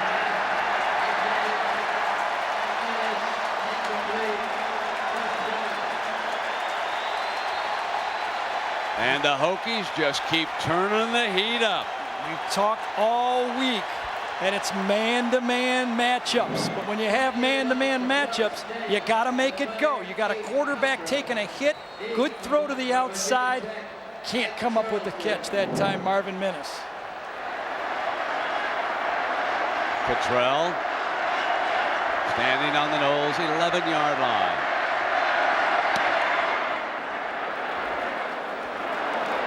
Drives Charlton inside the 20. Now starts upfield. Got an alley. Midfield. Charlton, who returned 2 of Cottrell's punts for touchdowns in high school, brings this one back 45 yards. Flag on the field, remember. Deep punt. First good punt by Florida State. Kind of out-kicked it. Look at the blocking. One right there. Here comes another one right there. Another one right there. Here comes another one right there. It's against Florida State. This is going to count. Coming right at you this time. Remember, this is the backup. This is the second punt returner. It is against Florida State. It's going to stand. And punter Keith Cottrell has to save the day, doesn't he? Yes, he does. Now Michael Vick back in business.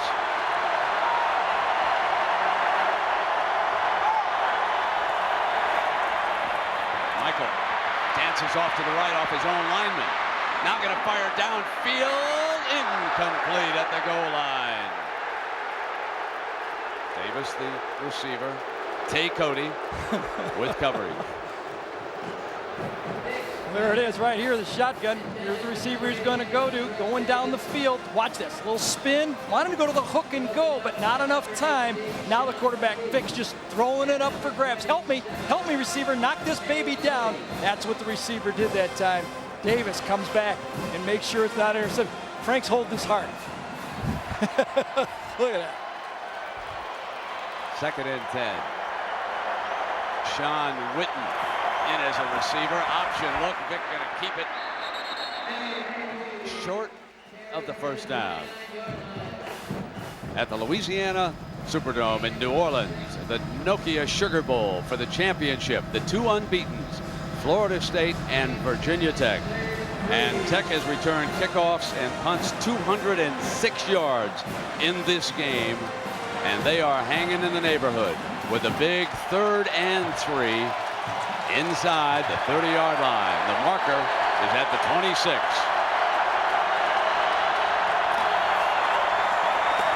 The pitch. Kendrick, first down, end zone ahead. Touchdown, Hokies! 29 yards.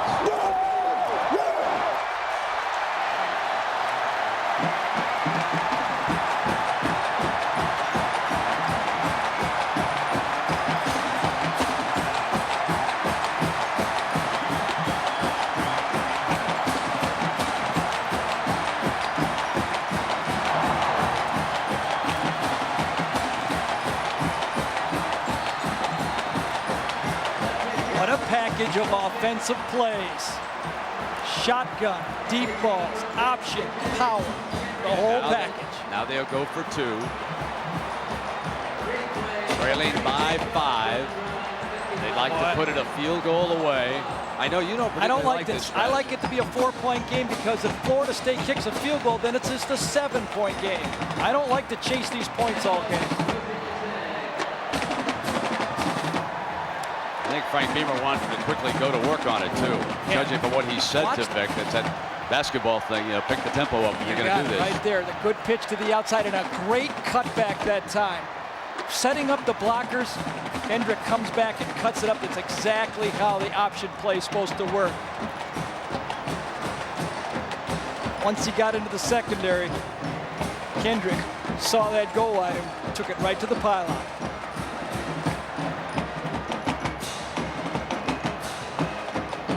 So after the return, remember it was Charlton with that fabulous punt return, giving them field position. And Frank Beamer's Hokies go 36 yards in 3 plays. And one other thing we can say about Virginia Tech, not only do they have an electrifying quarterback, but they have a very good coaching staff. Bobby Bowden and the Noles are in for the battle of their lives now. We've said all week, Brent, that the longer Virginia Tech stays in the game, the pressure would shift to Florida State. First 2-point conversion attempt this year. I guess when you go 11-0, when you beat everybody up, you don't have to go for 2. I guess they saved a good play for this.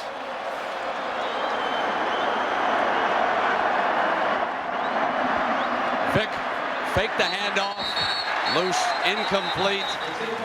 So the 2-point conversion fails, and Florida State's lead is 28-23.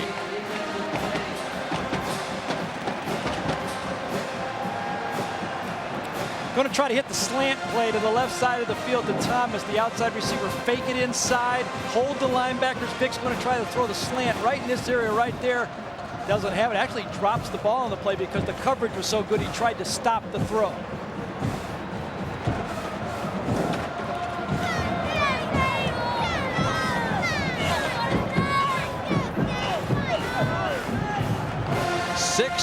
Unanswered points for the Hokies. Jackaroo. Well, Brent, when the Hokies tried to start to climb the mountain to Division I respectability, the coaches got together and said, we need a symbol. They came up with a simple lunchbox. The concept being, we go to work every day like a blue-collar worker. We take it 1 hour at a time. We bring in our hardest efforts and check in and check out. The lunchbox comes to every game.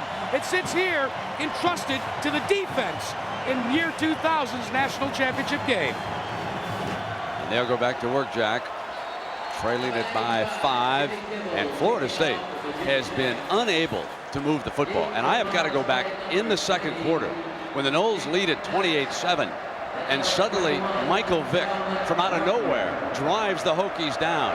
Pulls them to win 14 at the end of the half. The game has not been the same since. Maddox, the freshman.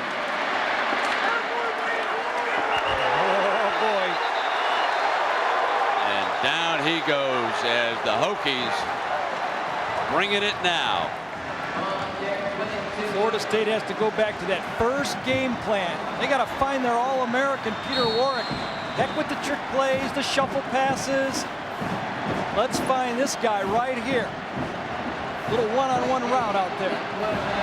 Florida State in their last 22 plays, only 52 yards. Frankie. Warwick's got it. Does a dance. And the freshman corner, we've got a penalty flag as Roniel Whitaker, the freshman out of Norfolk, Virginia, going at it with Warwick down here. A dead ball foul might be against Peter Warwick here, huh? Could have been either one of them, the freshman or the senior. I thought,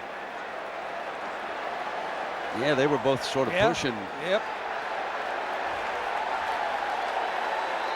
Looks like it's going to be against the Noles. Dead ball, personal foul on the offense. 15 yards from the end of the run. It will be first down Florida State. Here it comes. He's open by 15 yards on this play. And at the end, tries to do two. Actually, he stepped out of bounds before it. See, it's a dead ball foul, I think. And then right at the end of the play, he kind of shoves it away. Let's see if he hits him in the face. Yep, right in the face mask. I guess my only question is, should an official have stepped in when he stepped out of bounds and blown a whistle and ended it right Didn't get there? Quick enough, did he? So here's the play. It was a first down, a dead ball foul, so it brings it back, and the Noles get another first down attempt here. Ball is inside the 20-yard line. Winky under pressure goes deep, and it's intercepted at the 40-yard line by Midget. Anthony Midget, the senior from Clewiston, Florida, intercepts Winky's pass. Florida State tries to get greedy here. Keeps in the tight end, keeps in the backs here. They try to go max protection, just a two-man route. The only thing Chris Winky doesn't do is find the safety. Just throws this ball up for grabs, feels the pressure. Here comes the safety. Gets the ball. That's a critical mistake from your quarterback. Winky feels the pressure. Two-man pass route on this play. You have to find the safety on this one if you're a quarterback, a young quarterback, a college quarterback, or a professional quarterback. Inexcusable. First turnover of this game by the Noles. Virginia Tech trailing by 5, but absolutely dominant in this championship game right now. And Vick goes down. Michael Vick tripped as he pulled away from the center, so it will be second down coming up. I want to go back to Midget right there. That young man is over by Lake Okeechobee out of Clewiston. His mother had just enough money to come either to his graduation or to this game. She went to the graduation. Some folks down in the Palm Beach area raised enough money to send her and a couple of her friends over to this game. They drove up from South Florida, and my, how Mom must have enjoyed that interception. Now Michael Vick on a pump fake, comes firing the screen to the fullback. First down, out of bounds inside the 40-yard line as Cullen Hawkins, the junior from Pittsburgh, goes for 23 more yards. And look at what the Hokies have found. Ricky Bussell, you got to give it to him. Offensive coordinator for Virginia Tech. Right now, he's in a rhythm. Going to fake the flare screen to one side. Watch Michael Vick drop back. Fake it one way.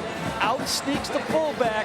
And now watch the blocking here, and you'll see the alley right there. Look at that. Good blocking up there. It's exactly how you do it. You get those guys out there and screen the team. Right now, Ricky Bussell's in a groove, calling plays. Kendrick is his tailback. Dances to the right to the 36-yard line.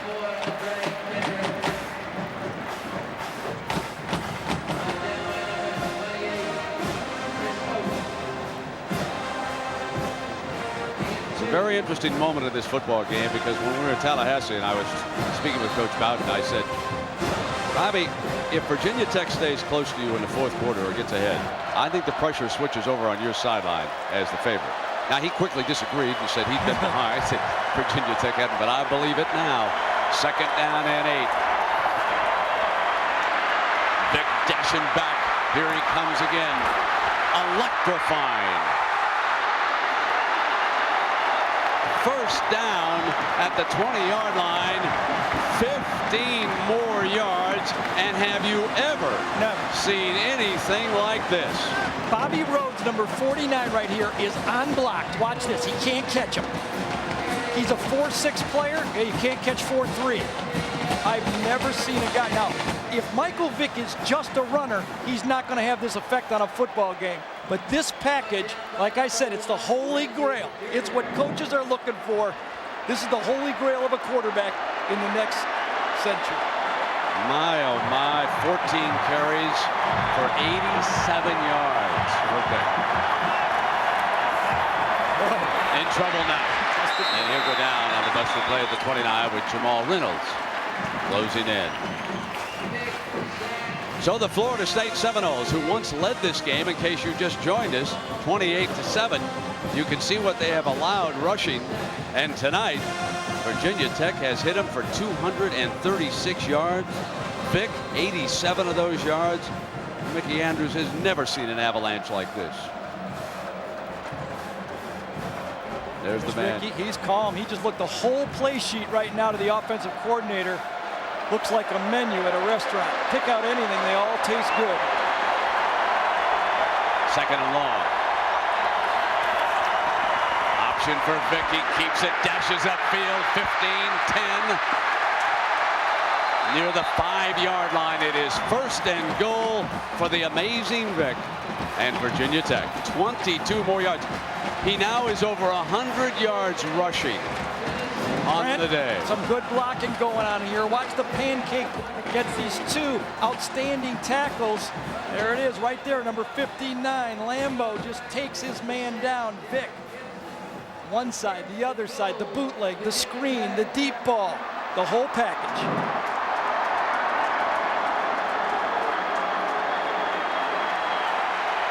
Anthony Lambo. First and goal. Kendrick steps to the middle. Touchdown! Hokies lead it. Hokies lead it on the 6-yard run. Trailing 28-7. They come back, and Beamer says we'll try 2 again.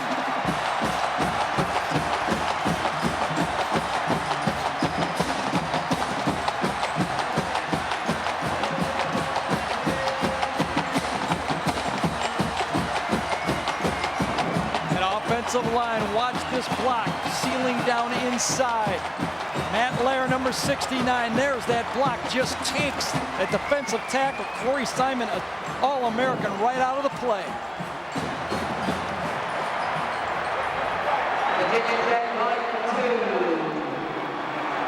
Vick from the shotgun with Kendrick to his left. Fires and knocked away. Gibson comes up to make strong defensive play, but the Hokies have put 22 unanswered points on the scoreboard here in New Orleans.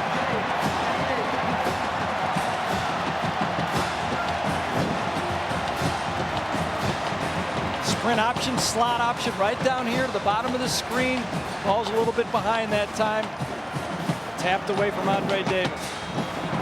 There's no re-voting in this Heisman thing, is there? It's done, isn't it? Well, let's go back to what Coach Bowden was talking about when they were behind. And we asked Bobby, can you come back now if you fall behind in this game? That might be one advantage we got. We've been behind a lot more than them. We've been behind. Hey, if you ain't ever been behind now, you don't know how your kids are going to play. We've been behind more than them. Bobby, I think it has been answered. They play very well. 22 unanswered points now, and Virginia Tech leads it 29-28. And now, doesn't Frank Beamer wish he had kicked both extra points? Absolutely. I'm always for the 1 point. I'm a 1-point man, so it would have been 31-28. You know that. I've got more than 1 point. I just mean on these extra point deals right exactly. here. No, I understand. No, I'm with you, kidding myself. You haven't lost me. You get back into this football game now. Florida State has tried everything. 4 wide receivers, 2 tight ends, 1 tight end play action pass. Don't go for the home run. Take the easy throws. Well short of the 20-yard line. The big difference in this game in the second half has been the performance of Virginia Tech's special teams. They surrendered 2 touchdowns in the first half, in case you just joined us. 1 on a block punt, and the second on Peter Warwick's 59-yard return for a touchdown. That was the last Seminole score. It put them up 28-7. Since then, Vick has gone in from 3 yards. Graham's kicked a 23-yarder. Kendrick has scored 2 touchdowns for him, and now they lead it, as you see how dominant the Hokies have become. Winky, play fake, sidearms the ball, and Warwick out of bounds. You get the feeling that when we saw Bowden on the sideline next to his senior star, that he said to him, Peter, it is now time. Let's go. We don't have to get it all in one play. The front 7, though, those 7 guys inside, 6 seniors, 17 letter winners. These guys have played a lot of football against a lot of good football teams. That's why they didn't crack at halftime. Shotgun, running away, in trouble. Going to take 2 hits as Carl Bradley cleans up with the 4th Virginia Tech sack.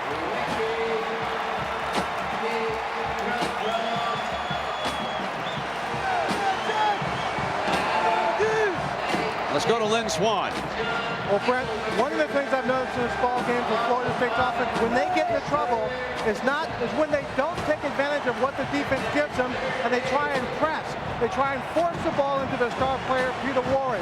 They also need another receiver to pick up the slack. On their first touchdown drive of the ball game, Ron Dugan made a key first down catch that seemed to relax Peter Warwick. They have to continue to play that way, then the big things will happen. It is 3rd down and 8. They have gotten the ball to Warwick 5 times for 120 yards. And they fire back to Minnis in the middle. And Marvin Minnis with a first down at the 38-yard line. His 2nd reception of the night for 19 yards. Well, Lynn was right on, and they come to Minnis. But what happened, I think, is Florida State lost a little confidence in those receivers. A couple of drops, and I think Bobby Bowden and Peter Warwick said, hey, get me the ball. I can beat him. Larry Austin replaces Charlton on one corner, and Winky. Here's Bolden, the freshman, his first reception for the Noles to the 41-yard line. Played 6 years, Winky did, in the Toronto Blue Jays organization before coming back to Florida State. Coach Bowden had always promised him that if he ever gave up on baseball, there'd be a scholarship waiting. And now the junior quarterback.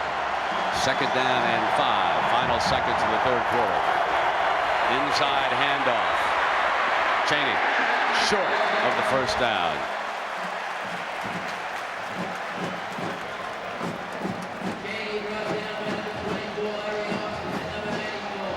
Bobby Bowden with a close look at that scoreboard, as Virginia Tech at the end of the 3rd quarter leads it 29-28.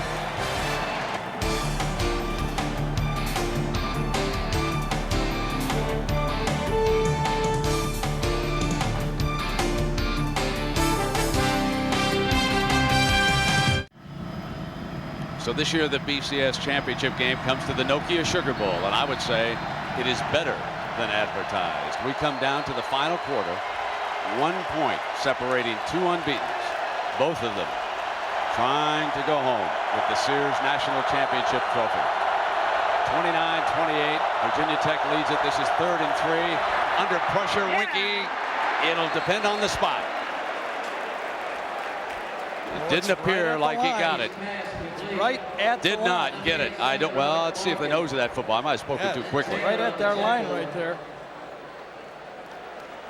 That was Larry Austin, number 24. Neither Ike Charlton or Roniel Whitaker, number 2 and number 3, are in the football game. Good matchup, but a good job by Austin. Nope. Now what? Decision time for Mr. Bowden. I don't think there's any choice. He's got to go for this. He can't give that ball back to Michael Vick right now. His defense is dog tired. Here it comes. 4th down and 1. Now remember, against Florida, they used 2 different quarterbacks to sneak rather than Winky. Marcus Outson, who was the emergency quarterback a year ago and led the Noles into the championship game by beating the Florida Gators in Tallahassee, is in on this 4th and short. But the Noles burn a timeout to get there as Winky watches from the sideline. Outson, an option quarterback, has been a good runner. Virginia Tech obviously accepts pressure. They toss instead, and it's Minor running for the first down, swinging free, and he is out of bounds inside, and now the yellow comes flying along the sideline. A 16-yard run, and there may be more damage tacked on against Beamer and the Hokies. Let's sort this one out. You know, with Outson in the football game, everyone thought it was going to be the quarterback sneak. Virginia Tech slanted and pinched their lineman inside. The pitch goes outside, kind of a gamble call. Imagine, Brett, if it didn't work, we'd all be up here second guessing. But everybody's coming in expecting the quarterback sneak. See the slants? Goes outside, and Minor just outruns the quarterback again, Nick Sorensen. Don't want to pick on him, but that's the type of guy that they have to try to take advantage of. Gary, when you've coached right there and you can see the 15 more yards. I don't mind going for it on fourth down, but I hate it when we burn timeouts to do it. Now only one left in the game for the Noles. Jamel Smith, guilty of that personal foul, puts the ball on the Tech 23-yard line for the first down. Chris Winky back in. Match up to the top of the screen, just man-to-man out here, off coverage. Winky sees it on the outside. Comes in underneath it. Jeff Chaney out of Lake Wales, Florida, still battling his way like he did against Florida. He was a big-time performer in that game in the swamp. Travis Minor injured his ankle slightly against Florida, could not finish up, and Chaney came through. That's not the case in this game. Minor's all right. The game plan was to get Chaney in. He's a good receiver. As Anthony Midget. One of the guys, Virginia Tech, they've already lost two guys I didn't think they could lose and win the football game. So I'm going to just keep quiet on this one. They might have more guys like him on the sideline. Number 9, Anthony Midget, shaken up on the play. The game was 10 yards at the first down.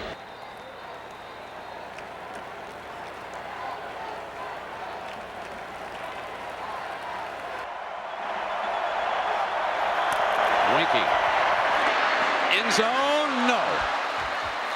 Off the hand of freshman Bolden. Threw a little bit high, and now it looks like Charlton is taking himself out of this game. He's limping off to the sideline.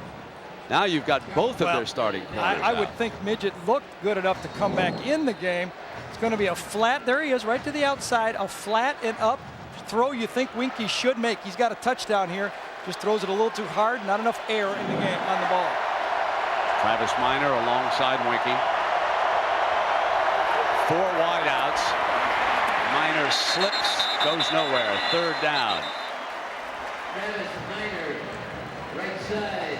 One thing Bowden has in his hip pocket is a Janikowski field goal down here. If they don't turn it over, at least would, for the moment, gain them a 2-point lead. But Rick and the Noles have got to be thinking we need some touchdowns against Vick. It's a dangerous time, 3rd and long, this close to the goal line. But on the other hand, Virginia Tech has both of their starting corners out of the game right now. Charlton and Midget aren't in. Number 2, Whitaker, number 24, Austin, are playing man-to-man against these Nole receivers. They bring in tight end Ryan Sprague and fullback Dan Kendra for some protection. They'll try to slip Minor out. They go end zone, touchdown Dugans. Perfect call. Ron Dugans, the senior from Tallahassee. Young kids, they went after the young kids. I think it's a busted assignment. You're not supposed to break down when a running back goes in motion and switch off. The corner went out for the running back, and that produced the mismatch. Here's the running back. Look at the corner go out and switch, and then you got a mismatch inside. Running back goes, you should not switch. Look at that. 2 guys covering, 1 out here, no one covering the wide receiver. It's tough to have your corners that have played all year on the sideline like that. Big difference, buddy. Now it's the Noles' turn to go for 2. And I don't like it here either. You're consistent. Exactly. What's wrong with a 6-point lead? And now Virginia Tech burns a timeout. A record crowd of 79,280 on hand at the Louisiana Superdome, and not many folks heading for the exits on this one. It has been a dandy. 12:59 to go. This is the two-point conversion. After the pass from Winky to Dugans, put the Noles back in the lead for the deuce. Got it. Warwick.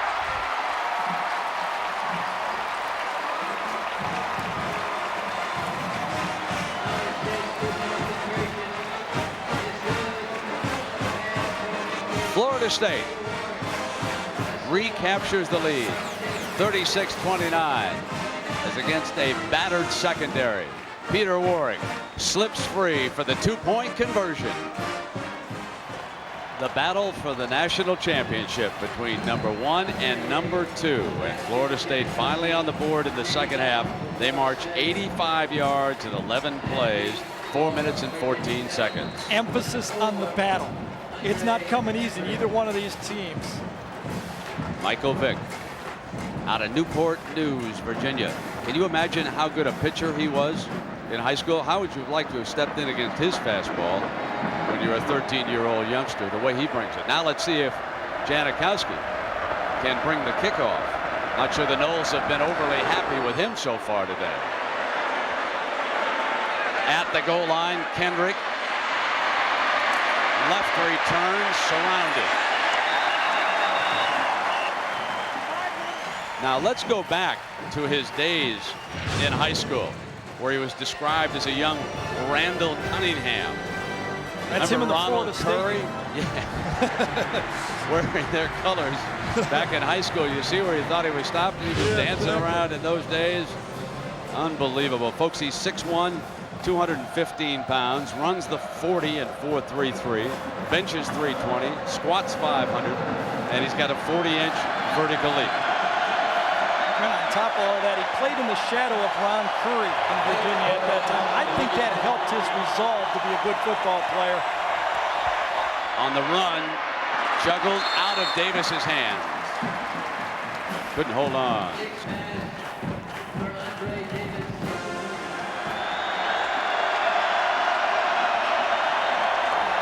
From the gun. Inside shovel pass, Kendrick for the first down. Derek Gibson with the stop after a gain of 12 yards. Now, Virginia Tech's possessions here in the second half. What a second half. One punt, then they caught their second win. Field goal first, and then it's momentum all the way. They've been feeling it. Ricky Bussell, the coordinator, has been able to call plays. Anything he grabs right now, he feels good with. 4 wide receivers. I bet this is going to be some kind of quarterback draw.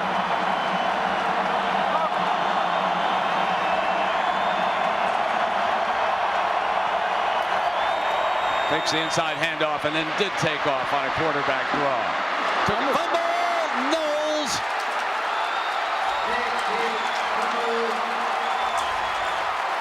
Florida State football inside the 35-yard line.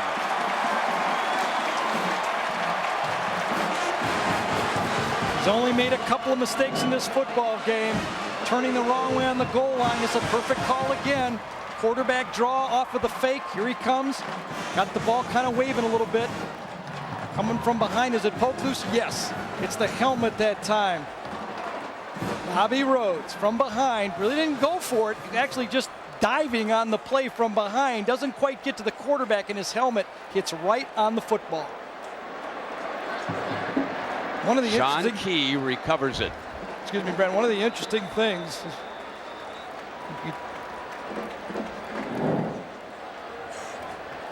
Gibson, the rover, down on the field. The third Tech turnover of the night and the second fumble by Michael Vick. First down and 10 for Florida State with 11:58 left in the battle for the BCS National Championship, and medical attention over on the sideline for Derek Gibson. Cheney still in as the Florida State running back with the first call. Steps lively out to the right with a quick first step. Breaks free. Out of bounds inside the 10-yard line.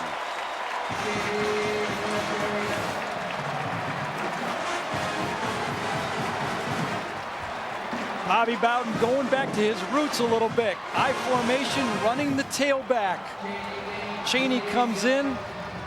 Years ago, this used to be the Florida State offense. I formation, play action passes. No one has changed better as the game has changed than Bobby Bowden.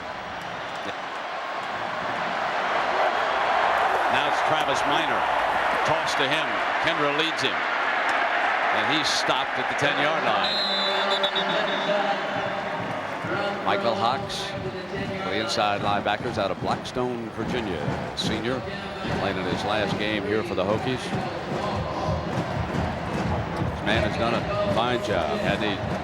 Sure is a nice man to be around. First time I'd had any opportunity to talk or spend any time with his coaching staff, and he strikes me as so down to earth. There's Coach Foster, who simply one of the best. In case you just joined me, that's the man that Steve Spurrier wanted to get when Bob Stoops became the head coach at Oklahoma. And he decided to stay loyal to Frank here. Jeff Chaney back on the field. Play fake, in trouble, steps away from Moore, and now Winky throws it away in the middle of the field. Grounding, there's no one there. Not even a receiver. I wonder if the tight end was knocked down on that. I think they were trying to go to Peter Warwick, and it was bracketed by Virginia Tech. You see Frank Beamer. He said, we got one like that early. Chris Winky was just trying to get rid of it. Peter Warwick bracketed to the outside. He wanted to go slant corner to the top of the top, and nothing there. Good defense.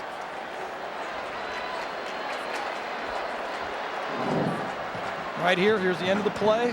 Trying to go to Warwick all the way. Everybody else is staying in. Feels the pressure, doesn't really even look, just turns around and throws it. That's grounding. Third down and goal. Set the screen. Chaney in trouble. Penalty flag. Thrown at the 9-yard line.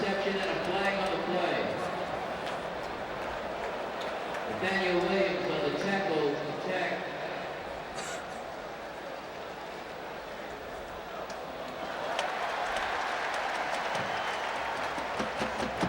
Back it up against Bowden's boys.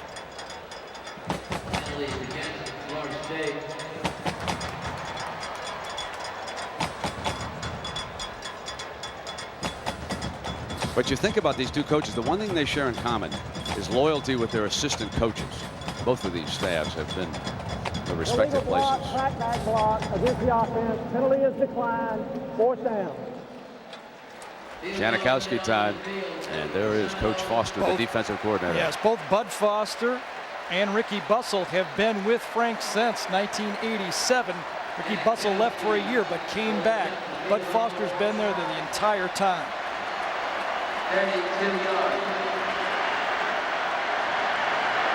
32 yards for Sebastian Janikowski. Who knows? Maybe that was his last field goal for Florida State. Remember, he's going to turn professional, needs the money to bring his mother Helena over from Poland. Timeout. Quickly to Lynn Swan. Well, guys, Mickey Andrews is the defensive coordinator for the Seminoles, and he keeps going up against Ricky Bussell's offense. He's the offensive coordinator. They go way back. Ricky Bussell was a defensive assistant under Mickey Andrews at Clemson in 1977. But in 1983, they both ended up in Phoenix coaching the USFL team, the Wranglers. What happened was they hired Ricky Bussell. When they hired Mickey Andrews, they took Bussell and moved him to the offensive side, and that began his offensive career. Mickey right now is probably wishing, why did he leave the defense? Yeah, I would say, like, there's Janikowski pounding this one. That's what we expect. That's halfway to Warsaw. Well, you know why? It's now just getting to be Janikowski time. It's getting late at night now, see? He's used to being out this late.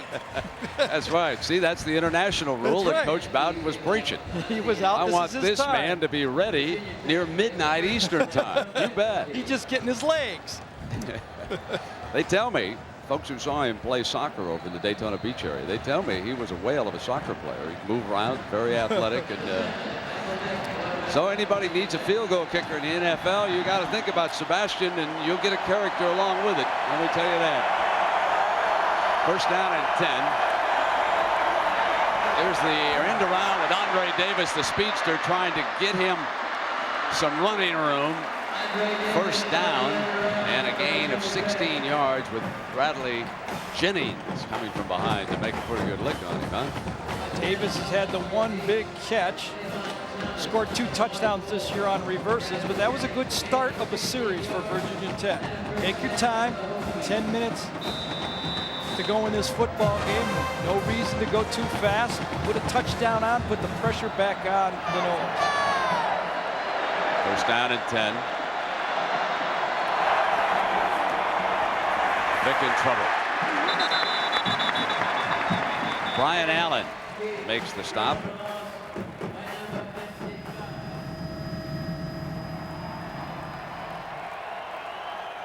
Second down. Kendrick. You would have to think, Gary, and it would certainly be understandable, if Michael Vick were just a little bit tired. You know, I know he's 19 years old, but you run as much. Now, you just count his yards he's rushed for. All the scrambling he's done behind the line of scrimmage has to take his toll. But remember, keep thinking back to that West Virginia game. When it was on the line, he had that tank ready to go and make plays at the end of the game. Yeah, that saved their season, you bet.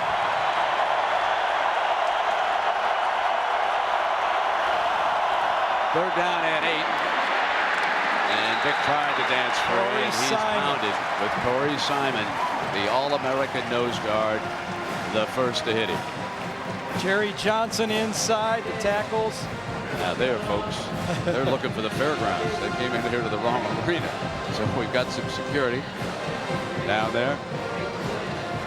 8:17 to go. I don't know about Michael Vick running out of gas, but that was the first time I've seen the defensive line for Florida State dominate the offensive line for Virginia Tech. No one blocked anyone in that series. Peter Warwick, and it's a fake. Sorensen short of the first down.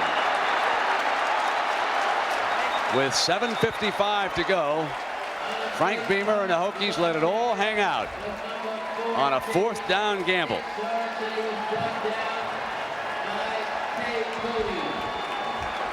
See, I don't mind that one. I think it's worth it. 8 minutes to go in the game. You're down 10 points. I mean, why leave it in the bag, right? Let's go for it. Try to get the win. Sorensen, right there it is. There's the ex-quarterback. Direct snap. Option play again. Cuts up field. Perfect play to the outside that time. Gets it. Goes as far as he can and doesn't get it. One more look. The end of this play. Nick Sorensen goes all the way through it, kind of gets sandwiched in there, and then the last thing that hits the ground is his head with the helmet. I wonder if he's a little bit shocked by that play with his head hitting the ground. Looked to me like 2 helmets hit him from the right side and the left side. Might have got him in the ribs. You know, we've talked so much about Sebastian Janikowski. We did ask him, why do you want to turn professional next year after your junior season? I mean, I could come back for my senior and just to stay, you know, help those guys, help the team do what I do. But when I talk to my parents, and my mom is really important to me, so I can send her some money, you know, help her out, or either bring her here or just live with me. That's a great thought. Here's Winky. Going deep. Warwick's all alone. Penalty flags down. Touchdown. Touchdown, Florida State. 43 yards, and Peter Warwick, a night of redemption, his 3rd touchdown of this championship game. The reason why he came back as a senior, he told us, was to win a ring and a championship trophy. Held to only 1 catch last year by Tennessee. Danielle Whitaker, the freshman, was matched up. The ball was underthrown, and the All-American made the play. Interference called. He still came up with the catch. Janikowski trots back onto the field. The highest scoring Sugar Bowl of all time. He's going to go down in the record books in the BCS Championship game. 1-on-1. Everybody in the stadium knew it was going to be 1-on-1. Right here. Here's number 2, the freshman. The All-American is just straight down the field. Play action pass. Winky throws it too late. Does not throw it far enough. Watch. Warwick has to reach back. Gets hit. Ball bobbles, and he makes the catch. Great concentration. Interference would have been called. Remember, college, it would have been just a 15-yard penalty. Look at that concentration from Peter Warwick. Cleveland Brown fans, are you watching? Is this the guy you take? Give Tim Couch some firepower. You know, I lean a little bit to LeVar Arrington. Oh, there he is. You bet.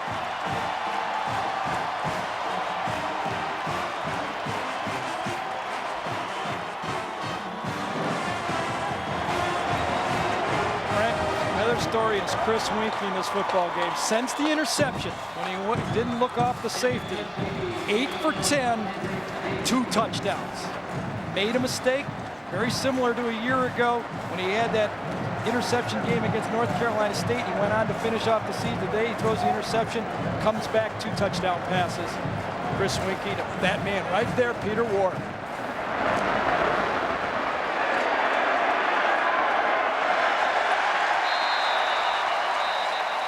Well, as you all know, the celebrated situation involving Peter Warwick, suspended a couple of games. His teammate and friend, Lavernius Coles, kicked off of the team. And I asked Peter Warwick, what have you learned from this year? I know I messed up, true indeed. But, you know, I learned from my mistakes, and I feel like God has a better plan for me. And, you know, it's time for me to just move on and not worry about what I did and just worry about what I have to do. The plan tonight, 6 catches, 163 yards, and 3 touchdowns. 1 on a punt return and 2 receptions. Vick in trouble.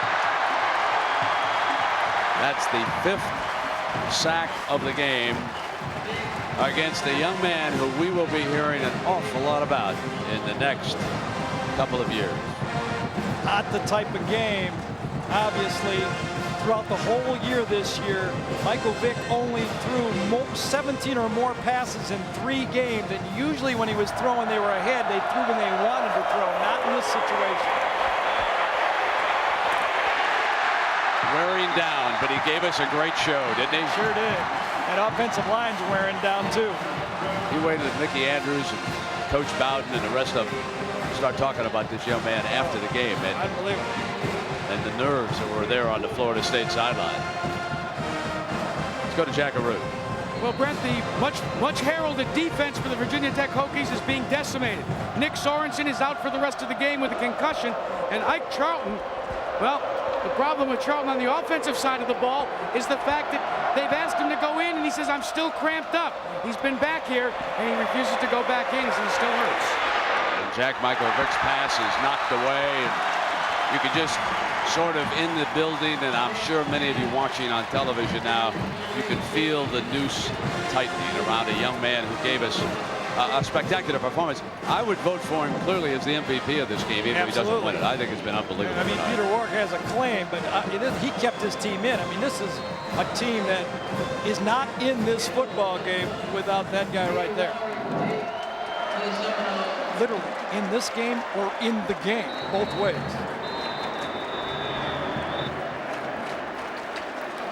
And look who's back, set to return a punt. And Virginia Tech is going to call a timeout. Peter Warwick out there at the 45-yard line. Because already tonight, Peter Warwick with 3 touchdowns. The 64-yard reception. The punt return. And finally, the dagger. Peter Warwick. That little trouble cost him the Heisman and the Biletnikoff. And one of the things he wanted to show tonight is that he feels he is the best receiver in college football today. I think maybe more than that, he wants to show he's the best player in college football today. He might have a legitimate argument about that. A lot of good ones. Number 7's got a good argument. Number 33 of Wisconsin does too. And your man, I mean, everybody else is really. Lamar Harrington's not a bad football player. A lot of good stories developed this year, didn't they, in college football? You know, and this BCS thing's working pretty good. I hate, you know, I mean, it's two pretty good games here. It's a good football game. A little short on the punt. It's going to take a Florida State hop in down around the 40-yard line. And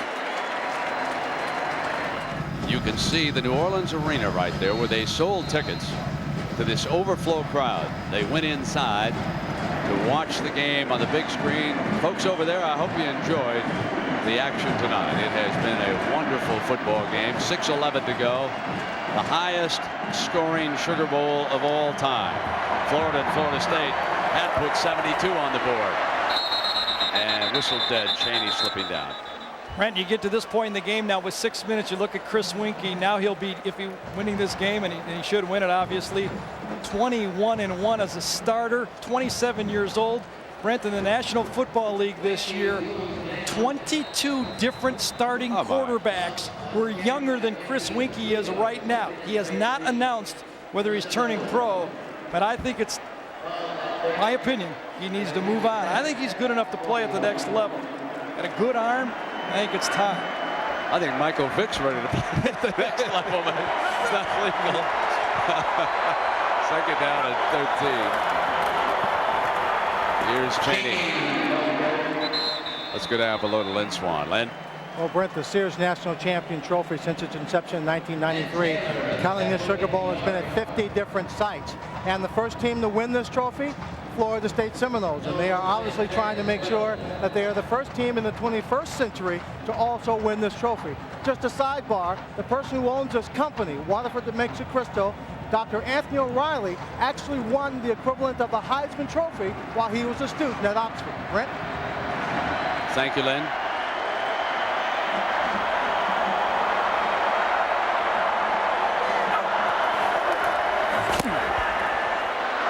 Home run ball on its way again, knocked away. Wonderful play.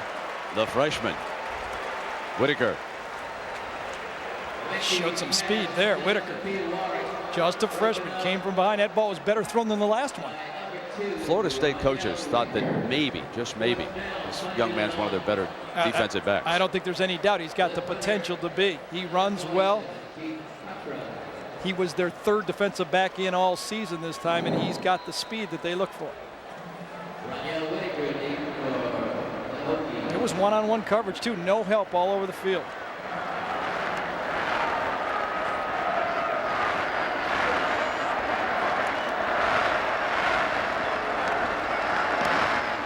Cottrell. Nobody back. It'll come out on the 20-yard line.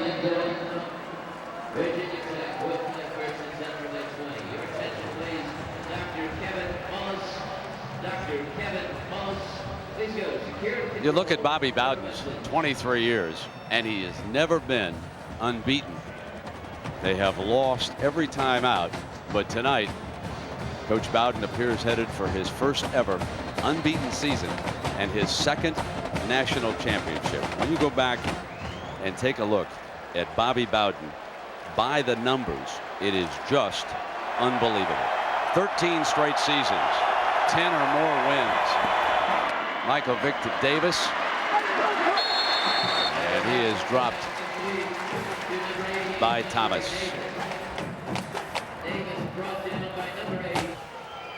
There's the inside shovel pass to Kendrick. And you know, as I look at Michael Vick, I am just reminded by our folks down the truck that Steve Young is going to join our pregame show on Saturday. And I got to tell you, looking at Vick, he's got a little bit of Steve Young in him. And Steve, I don't know if you ever ripped like he was, but no way. But and maybe a tenth of a second faster in the 40, and Steve was probably as fast as they went as a quarterback. Vick is back. Complete. First down. Virginia Tech, 338, and Emmett Johnson for 23 yards that time. Florida State is conceding yards now for time off the clock. Brent, you told the story about Bobby Bowden. I mean, this is a guy who came to Florida State, found a home, and really built a dynasty. This is a dynasty now. There's no doubt about that. The way this team has played in college football, the way Parity has gone to have the record he has, he's attracting the top talent in the country. And Vick fires again. This one to Davis. Getting to the corner, trying to get it turned, but Gibson would not let him free.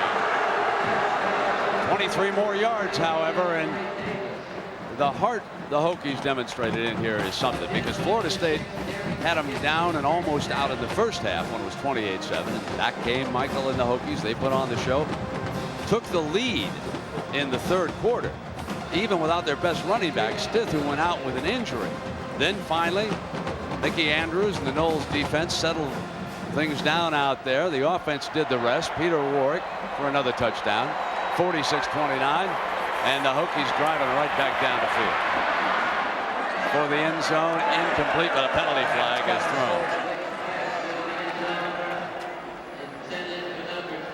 thrown. Tay Cody, number 27 that time, had his man wrapped up.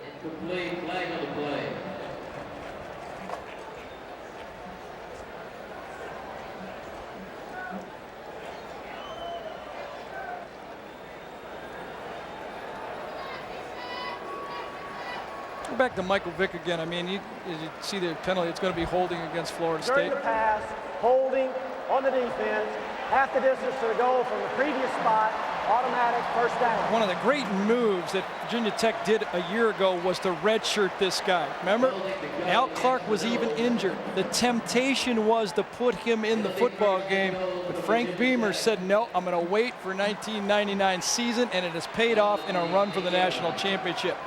Redshirting Michael Vick was the best thing that ever happened to him. And on first down, Vick fires incomplete, and it will be second down.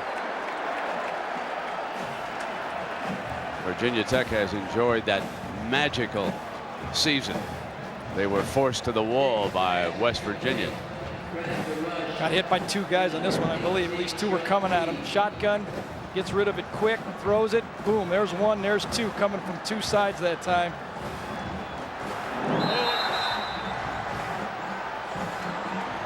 Second down. Take the lot to get this guy in the game, isn't it? It's amazing. Built like a lineman.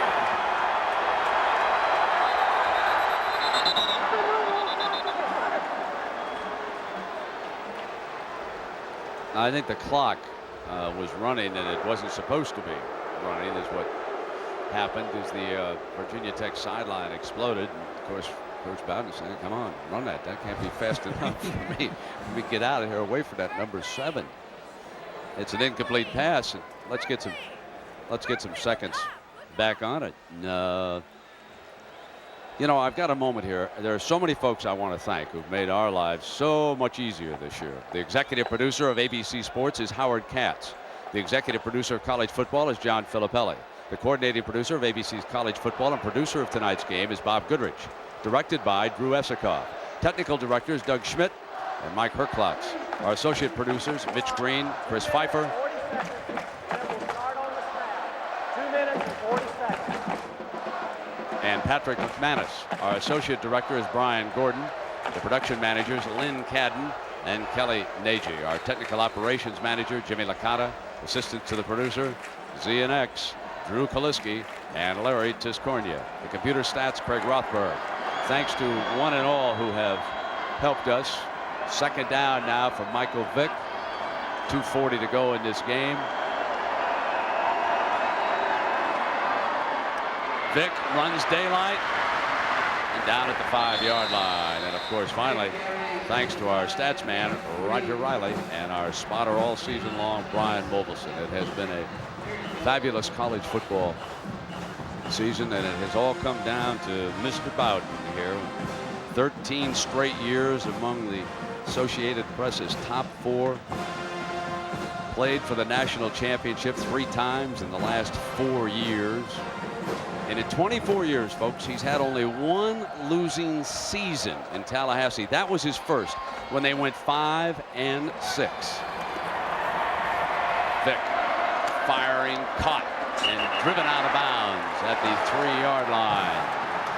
Forward progress stopped right there. They continue to wind the clock with Andre Davis Going out of bounds. Wonderful family man, been a friend for a long time. Says he has no thoughts about retiring. He and his lovely wife Ann, 6 children, 21 grandchildren. I think all 6 are here tonight. Well, why should you? You do interviews while your team runs a flea flicker. It's easy, right? You know, he's a little hoarse from all the interviews he did over. Oh, it was a quip a minute. He's the best interview this side of my friend Joe Paterno. Here's Vick going down now. 12-yard line. That's the 7th sack. Bradley Jennings pouring in on him again.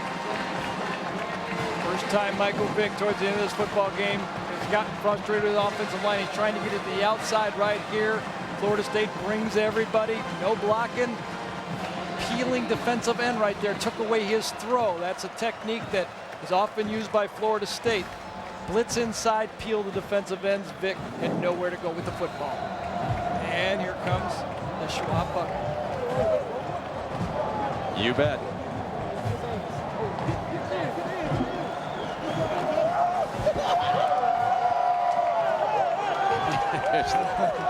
You know, Bobby, too old for that. That's what he's thinking. I am putting one of those baths.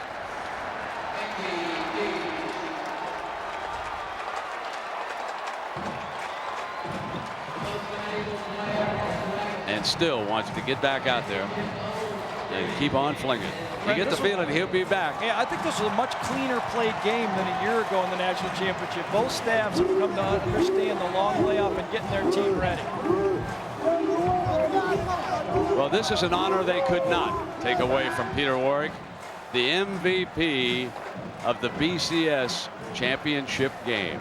Peter Warrick, who was denied the Heisman, denied the Biletnikoff, steps up at center stage for a national championship. The game he came back to win after being held to 1 pass last year in the desert.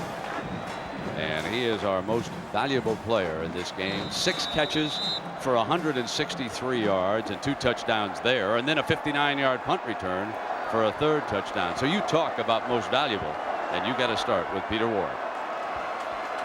The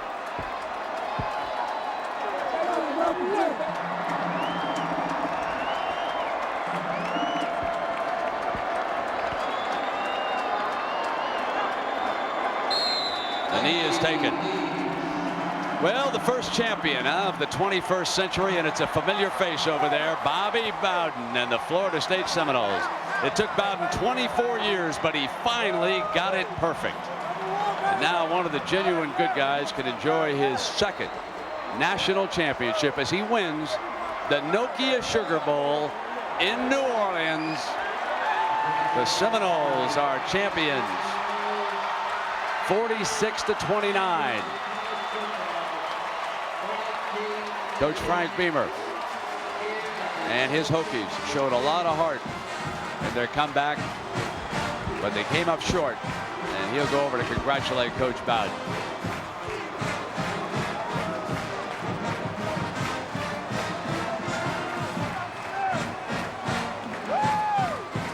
One stat that Virginia Tech will go home and think about.